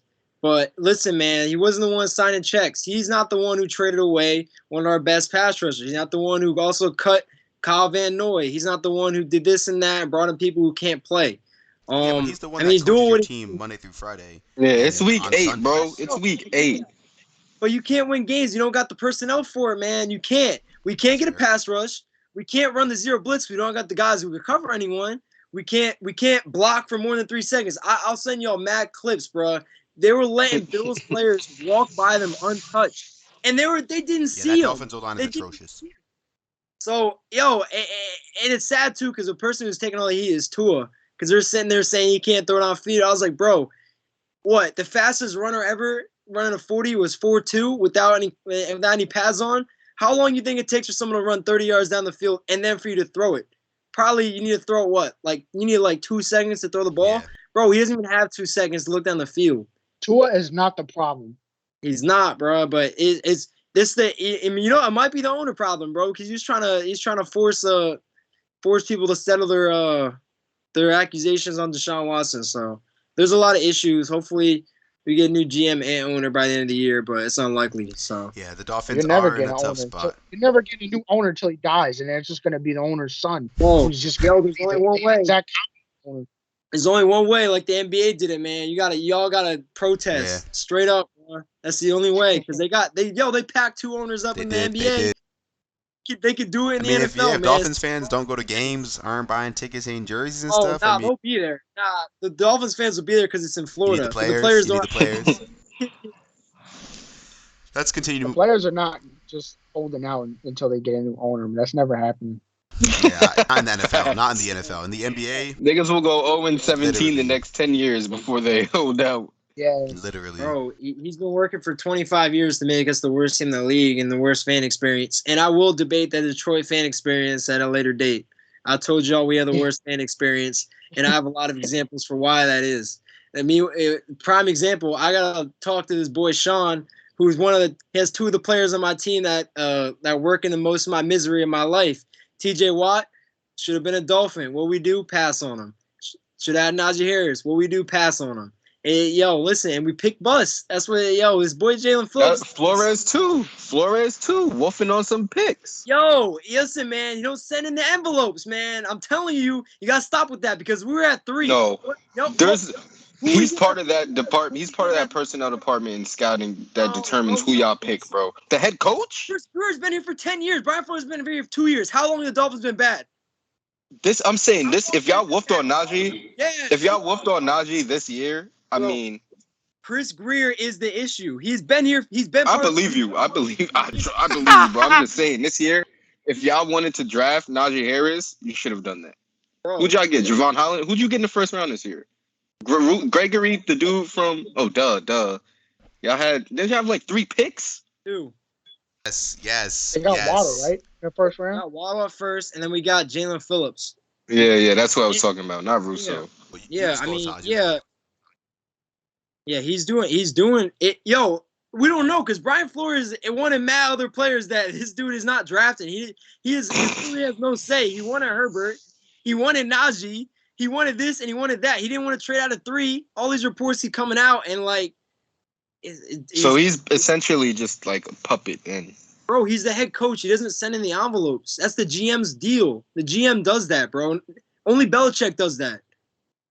I mean, I don't know. Where was Brian Flores before he was in Miami? New England. Red Lobster. Oh, he was in New England. He was in New England. He was with Belichick, right? Yeah. Defensive Serving coordinator. Cheddar Bay biscuits. Bro. Yo, and it's sad too, bro, because you know what? That dude Chris Greer, like, is such a menace to my life, like in my happiness. He could never have enough of my tears. He tried so hard all the time to ruin my life. Like I was so happy we had pick 3. I was like, bro, hey, you have anyone, and he couldn't sit there and be like, well, I mean, I don't think I could take a receiver at 3 like Jamar Chase because that would be too early for a receiver. So what do? Trade back. And then he gave the Eagles a deal of a lifetime, and now it's going to change their whole franchise, and they get Stingley and they get Tibbs, bro. The Eagles are going to be nasty because of the. It's going to change everything for that franchise. No, they're not. What? Because Nick Sirianni is still the coach. Because you know what? They're going to end up being terrible it's going to hurt again. you the most, Steph. It's going to hurt you the most because you know who's going to be coming after Dak Prescott. Yes, He's going to run right through that PED using we right tackle. We got my man Tyron Smith. He gonna be putting Thibodeau in the dirt, showing some grown man football. He's going for the weak link. Showing us some grown man football. This ain't the Pac-12. All right, let's continue to move on into these NFL games. Let's continue to move on to these NFL games. We still got a few more to go through. That's a good matchup. Biggest game was the Cowboys winning without Dak. That's the biggest headline of Sunday. You want to get into that? I was into the Pats Chargers, but let's talk a little bit about that. Let's talk a little bit about that Cowboys game. Go ahead, Steph. Man, look, the Vikings are pathetic. I just want to get that out of the way. Very. How do you win against Cooper Rush? At home. Kirk Cousins got outperformed by a backup. He sucks. That's ridiculous. Kirk Cousins is not okay. He sucks. Yeah, our defense played great. CeeDee Lamb did his thing. Amari Cooper had 2 crazy catches on the final drive. I mean, we're just balling out. We even had Zeke making plays, skinny Zeke, running through people. Tyler doing his thing. Where he from? Yeah. Where he from? Where's Eli Apple from? Whatever, bro. Like, Georgia's never had a Where's thing. Sam Hubbard from? Where's Von Bell from? Where were these niggas at on Sunday when we lost to the Jets? Let me bring up Georgia, niggas, bro, because all I know is about Nick Chubb and Matt Stafford. I want to know about some other ones. Who else? Yo, let me hear some more. Bro. I mean, you got Swifty carrying the Lions. Swifty trying to get the Lions back on top. Got hurt. Hey, What's They up? got hella niggas. We got hella They niggas had in the they league. I had Todd mean, Gurley until he got hurt, man. I don't think you want me to look up at the top 20 players y'all had. I don't think you want me to look that up. they got first. Georgia I'll has look first that up. rounders. Eric Stokes is hooping right now. He just went first round. I Tyson mean, Campbell was Eric getting let's Stokes not cooked. do got that. Tyson his Campbell was face getting palm. That should have been a cooked by TD the by D Seahawks, Hop. dude. That was I ain't bullshit. mentioned I know. Tyson I'm Campbell. I just saying. said I Eric. just messed up. Hey, let's bring it back to the Cowboys though. That's Let's bring it back to the Cowboys though. Yeah, Roquan Smith, go Go dogs. But yeah, dogs. let's stick on Dallas. I Um, mean, Dallas is hooping yo, right now. They look like them and the Packers look like the number 1A and 1B yeah. teams in the Best team in NFC. I was football. about to Best team say. in Cardinals, I football. think the Cardinals might have dropped off after like, I mean, if No, Dallas can because win with see, fucking Cooper Rush. That's what is this nasty. nigga's Yeah, name? exactly. Cooper That's Rush, bro. nasty work. That's nasty work. yo, yo, On the On the road, road. come I on, know. bro. Cowboys are and the legit. refs tried to give the game to the Vikings too. They tried to give the game to the Vikings. They drove down the field literally on penalties. They got 45 yards on penalties, and they still couldn't score a touchdown. The Vikings are sorry. Y'all are pathetic. Any Viking fans see this, pick a new team because your team sucks. Y'all need to get a new team. man. Because I Yes, would be embarrassed. If that I'll was be my team, I would be embarrassed. Like, Skull. that's sad. Yes, sir. How do you drive down the field on penalties and can't score? And you got Cooper Rush dicing you up, and we got Yeah, Cedric Wilson, wide receiver, throwing passes. Y'all are I agree, trash. Steph. I think the Vikings with that offense, like, there's no reason you can't No, be none. winning I know. They games. got You Dalvin got Cook. No reason. You Jay have Come on Jets. now. You got Adam Come on now. Thielen, Come Dalvin on Cook. now. I mean, are you kidding me? Are you kidding me? You got three Irv top Smith. players in the NFL, and y'all can't even put it together. Honestly, we need to free them guys. Free Dalvin Cook, free Free them Thielen, all. free Justin Jefferson. Yeah. Well, I mean, a lot of those guys could be gone soon. You got a lot of contracts ending over in Minnesota. I mean, I would assume one of them gets paid, but I don't think they retain all three of those guys over the next couple of Jefferson. years. I want to Yeah, free that I want guy. to shed a little bit of light on who I think maybe wins rookie defensive rookie of the year, and that's Micah Parsons. I mean, Micah Parsons seems to be one of the most versatile defenders in all of football. Not just for rookies, but in all of football. I mean, we saw him start at middle linebacker. We've seen him transition to edge rusher. Now he's playing edge rusher, outside linebacker, and middle linebacker. He's literally doing it all for Dallas. He was everywhere. It felt like every single time I looked up at the TV, he was making a tackle. He is an animal. That's a great pick, even though he was touching booty holes And in college. oh, yeah, that man's a Bati boy for sure. But I will say, we also got to point out we don't have Demarcus Lawrence playing right now, and Randy Gregory has been holding I it was gonna say him down. too. So imagine if he was fully healthy. Randy Gregory's 94, right? 94. Yeah, Yeah, I know yeah, numbers more 94. than names. Yeah, he's nice. He was playing well. But yeah, Yeah, Randy Gregory, I guy. definitely agree with the Steph and Haas here. I think the Cowboys are definitely the cream of the crop of the NFC right now. Um, Hmm. But I will say, I think the Cardinals should still be up there because in that Packers game, if Haas's boy AJ Green they turns win. around, I mean, yeah, it's Go dogs. like if he doesn't do the wrong play, They win. I They mean, win. I But still I think Dallas is more well rounded. I They have a agree. better I agree. defense than Green Bay and Way Arizona. better defense than Green Bay for I think sure. yeah, we have better roster than I yeah. thought I think we have the best roster besides the Bucks, now that honestly. JJ Watt is hurt, I think your defense is better than the Cardinals. But I think if JJ Watt was still healthy, I think the Cardinals defense you could argue is the best in the I league. agree. Oh, I agree. I don't know about that. Well, I it I does. mean, I don't know. With Chandler Jones, like the other thing is with Chandler Jones and JJ Watt, like JJ Watt was making problems for Derrick Henry. Like he was keeping Derrick Henry out of the end zone. I mean, if he's your number two, is what I'm saying. Like you got Chandler Jones as your one, obviously. Yeah, He's your number two. It opens up. You could really rush three realistically and drop back, which they were doing when they had JJ Watt. And don't forget But Isaiah yeah, Simmons, Byron Murphy, Buda yeah, Baker. Isaiah Simmons They is got crazy they got also. names. They got talent, like elite talent on that defense. So did the Cowboys though. yeah, So we so did the Cowboys. So Yeah, yes, got sir. man. We got Trayvon Diggs. We got what's the linebacker name? Either I would way, love to see Cardinals Cowboys. I would love to see that. Smith. I think it's the Packers, Cardinals, Cowboys, top three right I now. definitely agree. I definitely agree. I like the Bucks in there too, just because Tom Brady. But Yeah. the Bucks aren't playing the best football right now. We're gonna talk about that game soon too. Let's talk about real quick though this Patriots Chargers game. Um, one of the bigger upsets of the week. What's going on with the Chargers, What the man? The hell happened? Chargers in the early on in the season got wins over Kansas City and Baltimore. Oh no, they got blown out by Baltimore actually. But they got wins over Kansas City and Cleveland. That's who it was. And we thought, hey, maybe the Chargers are potentially the best team in the AFC this year. Justin Herbert looked absolutely phenomenal. But these past few weeks, man, now they dropped two in a row. Herbo's been struggling a little bit. It seemed like the Patriots kind of had him figured out a little bit, to be honest. Let's talk about the struggles by Justin Herbert. Let's bring them up, Steph. I've been Well, waiting. here's Yeah. the thing. I think everybody in AFC is looking down because those wins against the Chiefs and the Browns don't really look like much It's no true. more. Let's be That's a good honest. point. And the Chargers are 4-3. I think that I honestly am gonna not blame point fingers or anything, but I would honestly contribute the lack of success for Herbo this year on Flynn, on their coach. I really just don't think Herbert's being put in the right positions for 4 quarters every single week to really do what he does best. I think they have to use him as a runner more, which they were doing in the beginning of the year. Like you saw it in the Chiefs game, you seen it in the Browns game. I think that they have to really maximize like Herbert's skill set instead of trying to plug Put him him in a into box. that offense. Yeah. I don't really like that. I think that he's way more prolific than they try and use him.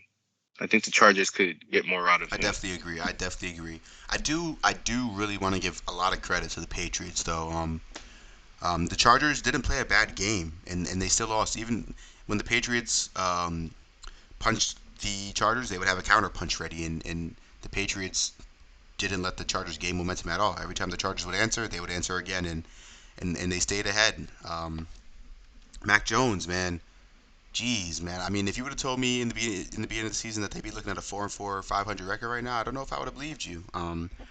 I I I am not gonna lie, I was a big Mac Jones hater, especially when he was at Alabama. But just week by week, he's just showing me that he is capable of being an NFL quarterback. And all he might not be the best rookie, he might not be the best quarterback, he might not even be a top 10, 15 guy, but he's steadily improving.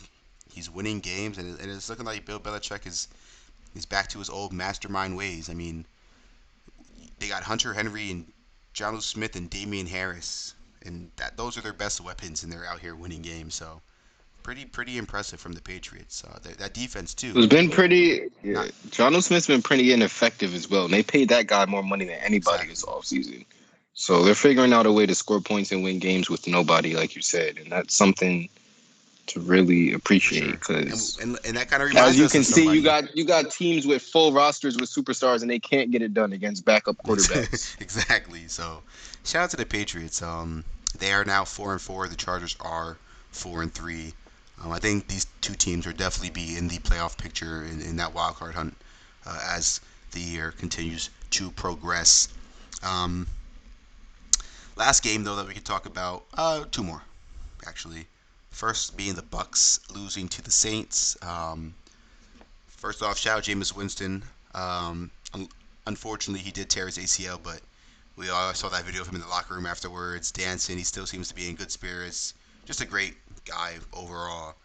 So you hate to see that happen to any quarterback, obviously, but hey, that did not hurt the Saints. Trevor Simeon came in and started dotting shit, and led them to a win over Tom Brady and the Bucks. This was kind of a typical Bucks Fucks game. Like we've seen a few of these over the years that Tom Brady has been there, where he just looks like he's fell off a cliff, like he's washed king. Yeah, You got to hit that guy. Dude, You you got you to hit have to that make him guy. uncomfortable Good two because thoughts, if you man. don't, he's gonna kill you. And you saw on Saturday, on Sunday, the Saints made Brady very, very uncomfortable, um, and it was a recipe for success. I mean, their offense wasn't super prolific. I mean, they had Trevor Simeon, like I said, at quarterback, and they were still able to just manage points because their defense was able to create so many turnovers off of Brady. Even at the end of the game, when the Bucks had a chance to win, Brady threw that pick six to lose the game. I don't really know. Nick, Bro. you have any thoughts? Yeah, nah, first I want to say shout out Garner Johnson, shout out Go Marshawn Gators. Lattimore, PJ Williams, Malcolm Jenkins, and especially my boy linebacker eating up down there. What's his name, bro? I can't think of his Anzalone? name right now, Anzalone? bro. He's their best player. Their best player, man. What's his name? The black dude. Oh, you're talking about Yeah. yeah, nah, I know what you're talking about. That is their best player on I don't know defense. him. Mario Davis, Mark best player on yeah. defense, bro. He is going crazy. Their defense is Nah, nuts. he's nice. He's looking like one of the best linebackers in the league Who right is now. he? Like Is it And Quan I Alexander? Nah. Quan Alexander's been gone for a minute. It's Demario Demario. Davis. Oh, okay, He's got okay. Yeah. he's got that I tough know ass Demario like Davis. arm Yeah, yeah. sleeve. Yeah, nah, bro. Yeah, he was all pro. So there's a reason for that. I mean, and I think what we're seeing from the Saints is basically like they have seen this type of quarterback their entire probably all their lives in the NFL. Like they're not gonna let that pocket presence sit there and pick them off. I mean, the sad thing is Brady had 4 touchdowns. It's not like he got Yeah, shut no, down you're right. crazy, but he made all the mistakes. And that's typically not what Brady does. But they know, like they practice with Drew Brees. Like they say the same thing to Mac Jones. They picked Mac Jones off twice in that 1 week. They beat him like 30 to like 10. Like they know how to beat a quarterback like that who's going to sit in the pocket and try to pick him apart.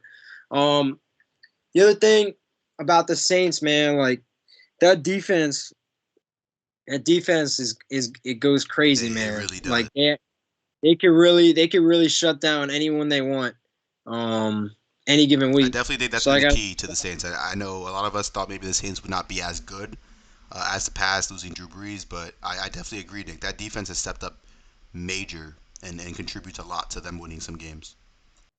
yeah. I mean, if they can win without, they can win without like their starting quarterback. I mean, that's crazy.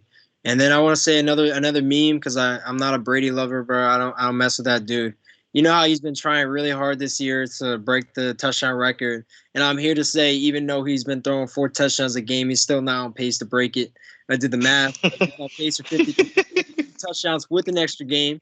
I did the extra game, and he's still not going to break it because he laid an egg in Foxborough. So Yeah, he that's did. all That I was a gotta bad say. game that He's he had not going against to the do Patriots. it, and he's trying. He's trying really hard to do it. He's playing in the fourth quarters of games when he doesn't have to try to throw touchdowns. He's still not going to do it. So I hope Drew's watching because he's not going to get it. He has to throw 6 touchdowns at least one time to do it, and he won't. So these are two teams, by the way, that are in the same division. So this is a huge win for the Saints to get this win over the Bucks for this potential tiebreaker that could possibly happen in the future. Um, so that begs the question, Steph, Haas, Nick. Do you guys think the Saints win this division, or do you guys think the Bucks win this division? Because I think those are obviously the two favorites. I don't think the Falcons or Panthers have a chance at winning this division. No, Bucks. I mean, Trevor Simeon going forward, I don't think he's going to be Well, Yeah, the where's Bucks. great. Taysom? Not Still playing in quarterback. rotation. He got Yeah, packed he's by still. Jalen Hurts, bro. Wow. Hey, They paid him see, and that see, 158 million dollars, by the way, guys. you guys need to stop with this Taysom Hill Crazy. That stuff. was stupid. This is why Taysom Hill was playing because of people like you talking about Bro, they Taysom paid Hill. him 150 million dollars, Steph. Yeah, but it doesn't mean it's a good signing, bro. Look at who You the gotta play Dolphins him. You pay signed. somebody that much money, he better be on a fucking Nah, field, dog. I don't Hey, look. If I'm the coach, I don't care how much the owner decides to pay you. If he'll you be ain't out there. playing well, you not playing. I don't give a damn how much money you make.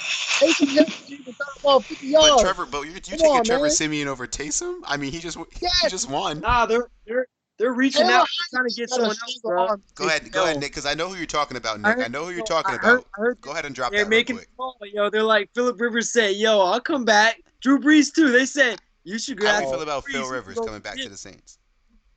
my Hey, God. they said, Please, please hey, no. yo, and that's crazy for me too, because we all know what Philip Rivers does best.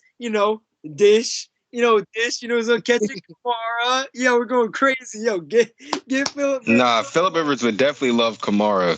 Hell yeah, definitely. That's crazy because Come I on, mean, I'm man. not gonna disrespect LT and say like he could be better than LT, but I mean he's played with LT, but Very similar I style mean play, he's gotta be one of the best he's ever played with, right? If he plays with for Kamara. sure. I mean, they're probably not better than LT, but damn close, like you said, Nick. But that's because the Chargers never had another good running back since LT. Not as good as That's true. LT. I mean, they had Darren Sproles for a little bit, but They had Melvin and Melvin Gordon Gordon, too. yeah. But did Philip Rivers play him? Yeah, he did. Yeah, he did. Mm. Um, okay. Well, the last game that I do want to touch upon um, is this Is it Giants Chiefs Chiefs and game. Giants? Yeah. Chiefs, man, took a lot of them last night to get that win at home against a pretty It's looking rough abysmal for Giants team. And on them. top of the Giants being bad, they are also injured too. They were without their Kenny Galladay. I know Sterling Shepard and Let's Kadarius say Toney both came back yesterday, which were big components to the game, but no Saquon as well. And still, man, the Chiefs just struggling. What do you think's going on, guys? I think we forget that the Chiefs are also kind of injured, and they do have a new line that is obviously looking pretty Bad, pretty ass. terrible. Like Orlando Brown looking like a straight up right tackle, and the Ravens look like they made the right move They right definitely now did. because they got Owe with that pick. You know what I mean? He's been a difference maker, and Orlando Brown was like, I need to be a left tackle. I mean, I don't know. I'm not gonna say anything because he is from Oklahoma, but man. He's like I'm a left tackle. Look at him; he can't even move.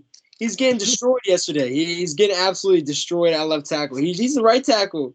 He's the right tackle. So there's a lot of young guys on that line that just got there. There's like two rookies. Like Orlando Brown's obviously new. They just went out got Tooney from the He's Patriots. pretty good. So maybe they need some time. They definitely need to get that running game going. But I mean, they need Clyde to get back because Darrell Williams is good, but he's not that Well, we good. saw we I saw would, Baby Gore last night. He had a hell of a game. yeah, I really thought honestly that the Chiefs were going to make a trade for Marlon Mack today, but they didn't do it because Marlon Mack is a Great pretty back. good I running think back. he's really good. Underrated. On the Colts, he's not playing because Jonathan Taylor is so good. He's very And underrated. in Hines has his third down role, so Marlon Mack literally is waiting there like doing nothing. So, um, I thought the Chiefs they made mad moves today, but I thought they would have made that move, or at least for a receiver. I actually kind of thought they were going after Allen Robinson, but he's in prison, so he'll never leave. You do hate to see it. Wait, who's in prison? Allen Allen Robinson. Robinson. What do you mean he's in prison? He's what? Bro, no, not like real prison, but he wanted to leave and they franchise tagged him. He was trying to get money and they Oh, franchise tagged him this year. And he yeah. doesn't even try at games. He doesn't try at all, bro. And it's sad because Justin Fields needs him to like actually be active in the offense. And Al Robinson sits there and like walks his routes every week. That's why Justin Fields is getting sacked. It's that Penn State mentality, bro. There you go. There you go. Yeah, the Chiefs definitely have to figure that offensive line out for sure, and that defense needs to get healthy as soon as possible because if they keep, I mean, they won yesterday or Monday, but they can't afford to lose too many more games because the AFC is very, very competitive, and 10 wins might not be enough to get you in the playoffs this year, and Might not even they get to might not 10. even I get to mean, 10 how they're playing right now. Are the Raiders without Henry Ruggs? How bad do you think they actually Well, are? I thought the Raiders should have made a trade today for a wide receiver after that, but that definitely does hurt them, Nick. I still think, look, they lost their head coach and they were still winning games. It just seems like this Raiders team is kind of special when it comes to It's stuff like sad. that. They're good at fighting against adversaries. Sad. I don't know how much it'll affect them, but I mean, Henry Ruggs is balling. So like yeah, I mean that's a sad because Josh Jacobs has been banged up. He gets hurt every other game. Darren Waller is clearly injured because he didn't even play last week. He's injured, and he's literally their only target. I mean, they got other receivers, but other than Henry Ruggs, you really don't have any stability out there. So Derek Carr really might be out there with literally no one this coming week. And the Broncos are on the way out. I mean, I don't know if they're just phoning it in until next season, but they got rid of Von Miller, who's probably their best player on defense. yeah, the Chiefs Uh, still have to play them twice too. would you say? The Chiefs still have to play the Broncos twice. I They have to know. play the Raiders twice and the Broncos twice, but they play the The Cowboys, Steelers, the Packers, and the Steelers and the Chargers still. So all those games are for losable. sure. I mean, I think the Packers and the Cowboys are beating the Chiefs for sure. Yeah, they play the And the Packers Steelers, next week. They're about to go to Green Bay, right? yeah, exactly. Yep, they play Packers next week, and then Raiders, and then Cowboys. That could be So I three in a row. think the Yeah, they Packers could and drop the three in a row. yeah, I don't think they're gonna lose to the Raiders though, especially without Henry Yeah. Ruggs. But it'll be close though. I will say that it'll be close. Well, is Darren Waller gonna play? Because that's the other question. If Darren Waller plays, then it'll be close. We don't know. We don't know, bro. We don't If he know. doesn't He's play, been if he's banged not up. healthy, because even if he plays, but he's still really banged up and can't really move, I think the Chiefs are gonna win. He's got like this ankle thing going on. Yeah, so yeah, the Chiefs should probably beat the Raiders, but the Packers and the Cowboys, I mean, that's looking like two L's right there, and they already got four losses. And you know how division games are. We're saying all this about the Raiders, but like we always say, nobody expected the Ravens to go in and lay an egg against the Bengals a few weeks ago, and look what happened. Yep. So And same That with the was Patriots. Just put 50 on the Jets, and then the Jets go and beat the Bengals. Like division games are just weird, man. So you're definitely right about that. exactly. But moving away from the games, let's quickly just go through a few of these trades. There were not many that happened today, or many that were significant um, The one was a at bu- all. Yeah, this trade deadline did turn out to be buns. So let's run through these real quick, and then we can close out the show here. The Eagles did acquire rookie cornerback Kerry Vincent Jr. from the Broncos. Um, I'm a little bit familiar with Kerry Vincent just because, like I said, I am a fan of the SEC, so I watched him at LSU a little bit. I think he's a very, very good player, and I think the Eagles' secondary is abysmal. So I think adding a rookie for I think it was a sixth round pick that they got. It's like they drafted him in the sixth round now, so I think that's definitely a good pickup for the Eagles. Somebody that can maybe help their secondary in the future. I don't know if you guys have any thoughts about that, but like I said, not that important or impactful in my opinion. The Jets No. swapped their tight end Dan Brown for the Chiefs' offensive guard Laurent Duvernay Tardif. I think this is a good trade for both teams, to be honest. I know that the Jets definitely do need some help on that O line, so I think this could definitely help solidify that I think right or left guard spot. I don't know where Yeah, they've been a little banged yeah, up. Elijah Vera Tucker. I don't know which side he I think plays on. Becton's been out since week 2. Becton's been out since Yeah, week 2. so So definitely a good trade for the Jets to get them a veteran lineman on that roster. The 49ers traded for edge rusher Charles Amenihu from the Texans. I actually have never watched this guy play, so I have zero thoughts on this. I don't know if you. me Yeah. too. Me Okay. too. Okay. So we can move on from that one. Now these last two were probably the two biggest trades of the day. Um, the Chiefs were involved in two trades, like I mentioned earlier with the Jets, and this one they traded a sixth round pick for Pittsburgh Steelers edge rusher Melvin Ingram.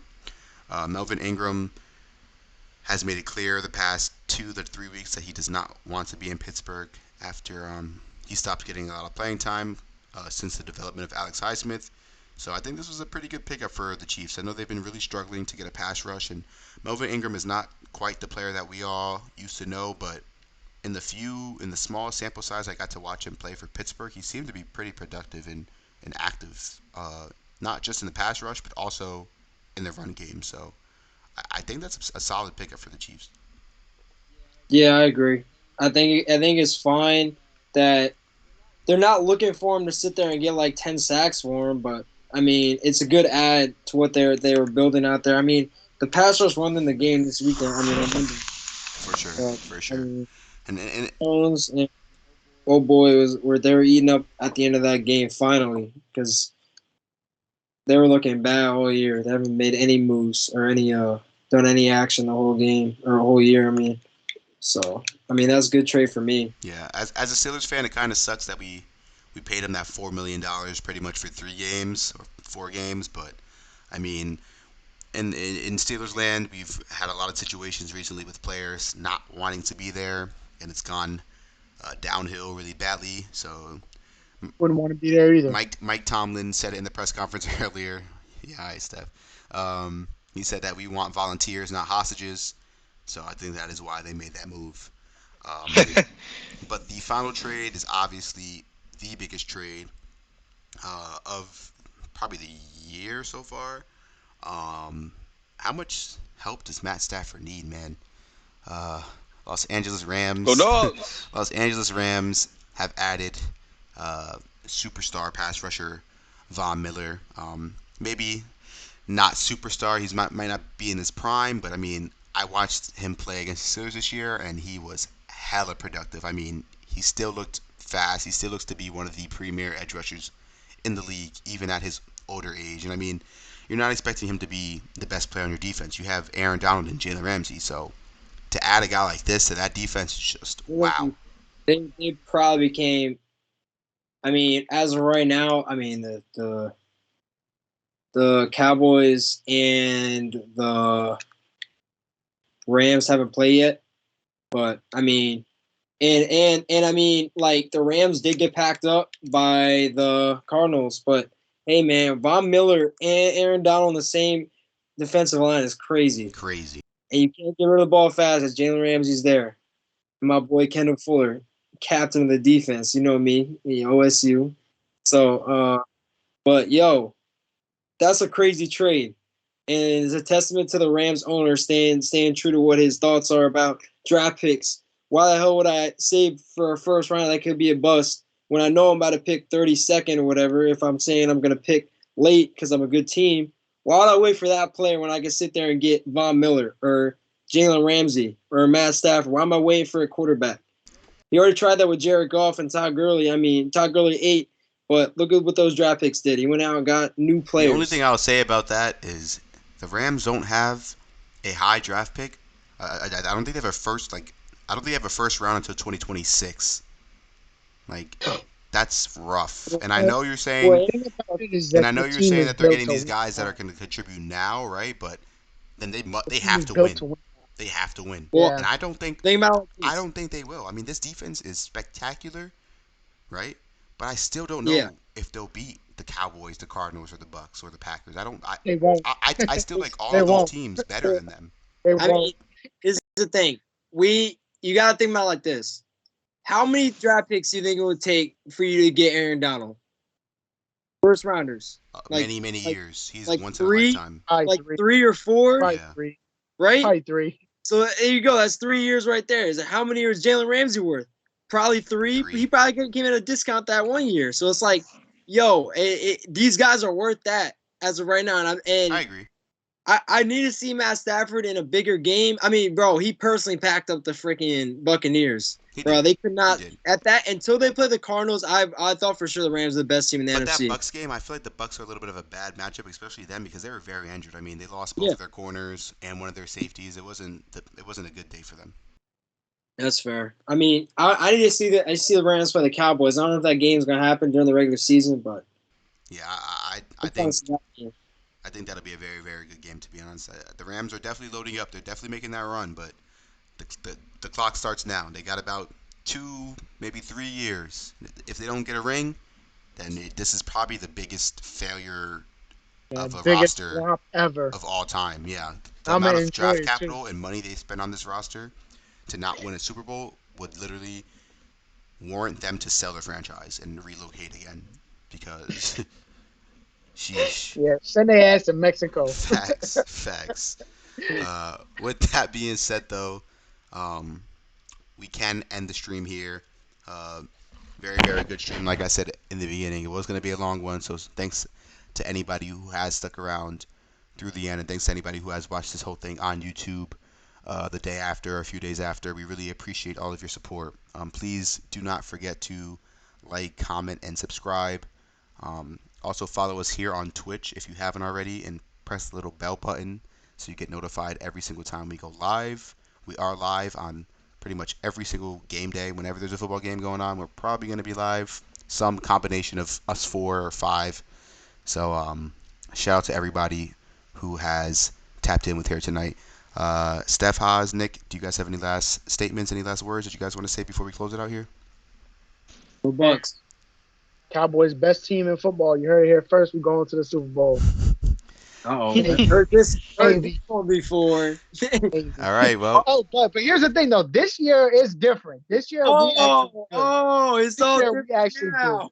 No, When this y'all year were we 14-2, it was it's yo see no, but see, Coach Clapp, not with Coach Clapp. Fat McCarthy's better than Coach Clapp. hey, Oh, I do kind of take Steph's side on this one. I think this is a little bit different than these past Cowboys teams. Although the Cowboys are, you can never put them above choking and folding in the playoffs. I mean, that'd be the number one thing for the Cowboys to do. I mean, literally since we've been alive, Hey, since all four of us have been alive, we have watched the Cowboys win how many playoff games? Georgia sports curse is over. Maybe we'll stop choking too. Maybe. With that being said, though, we once again thank everybody for tuning in tonight. We will catch you guys again probably on Thursday. Peace.